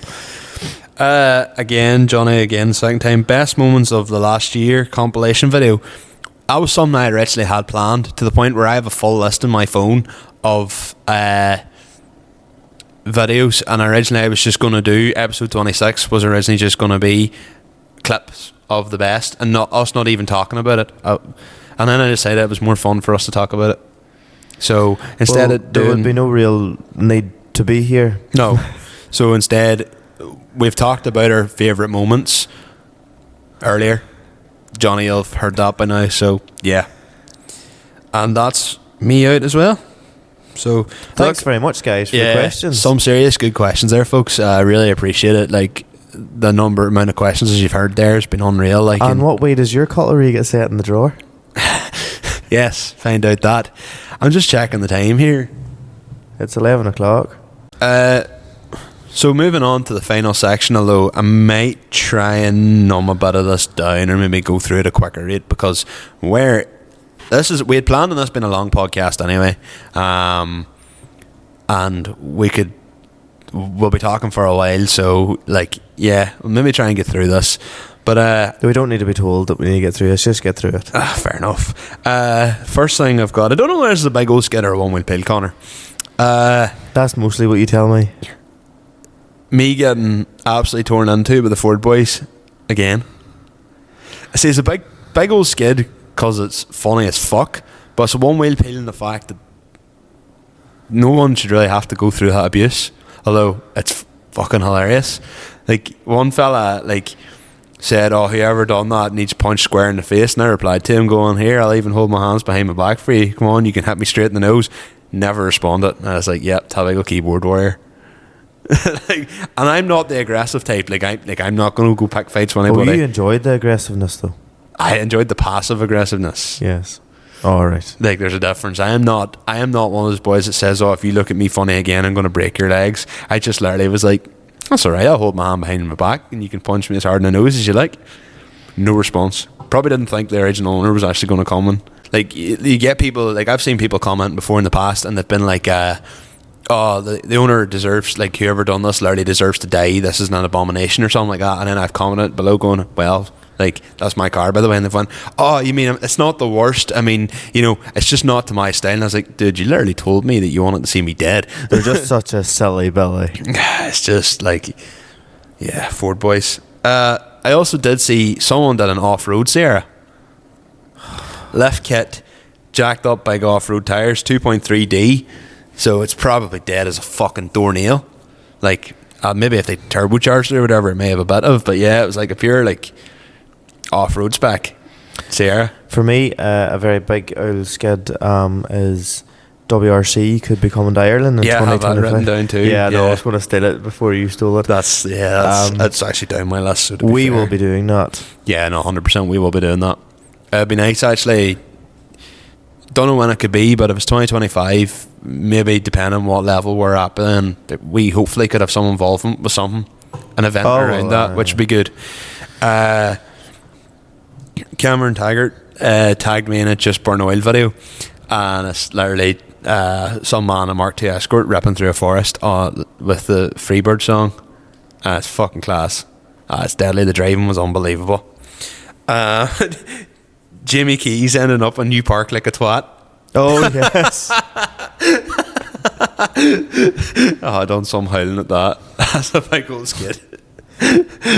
For me, whenever we were driving through Oma the other day, there's a very tidy Zara on a trailer. Yes, That was very that nice. was class. A gold one, Gold one. on a set of Ranjani's. Yes. Yeah, that was class. We also- noticed you. We seen you. Hutchinson's feeds 7840. It was nice. It was very nice. Their lorries are deadly. That 7840's class. Also, so probably something you'd think of doing in years to come.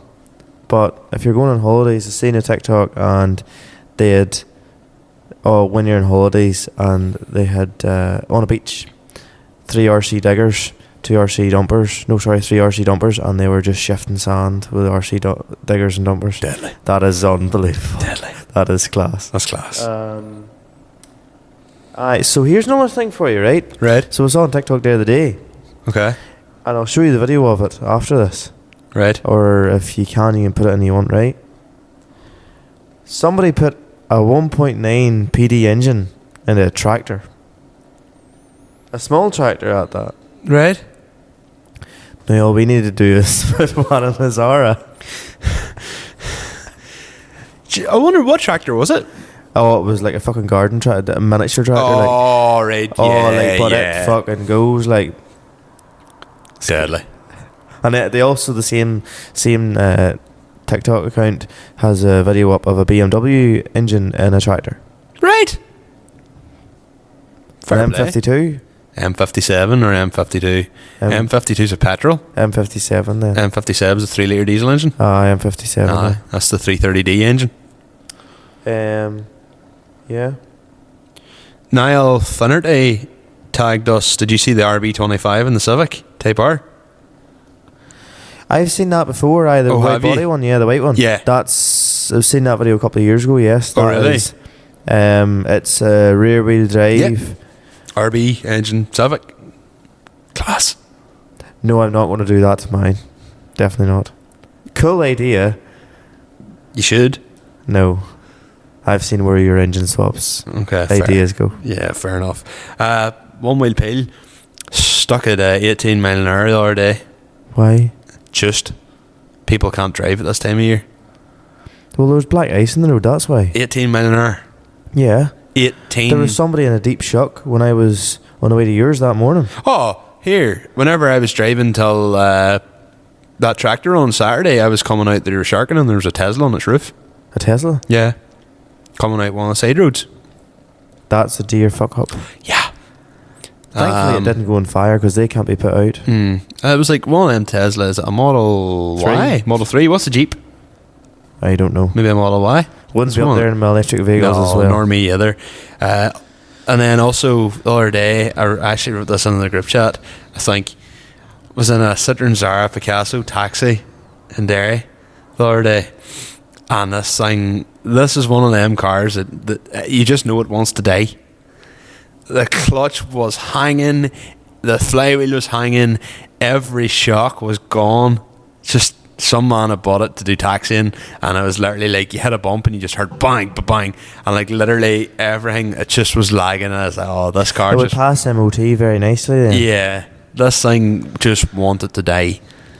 So yeah, and finally I seen a thing the other day. Neil Laverty, he actually just lives not far from us, has an Alteza. He used to have a bagged Bora, blue Bora, Raven blue Bora on Freelander wheels.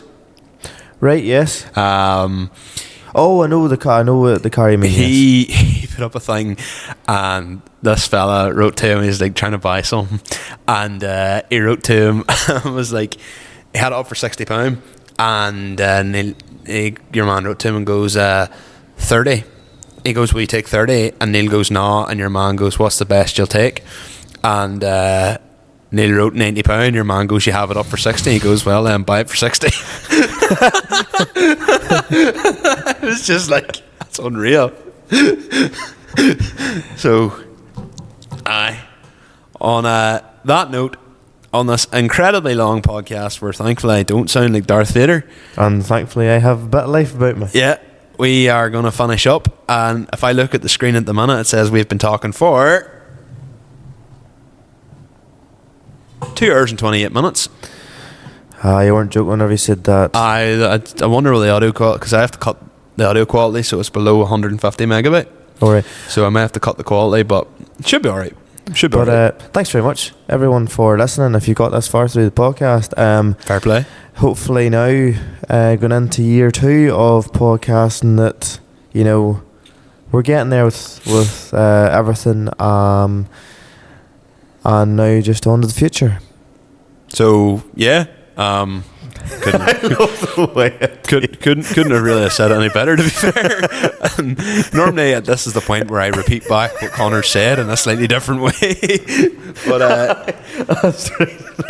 it's true because that's what I do all the time.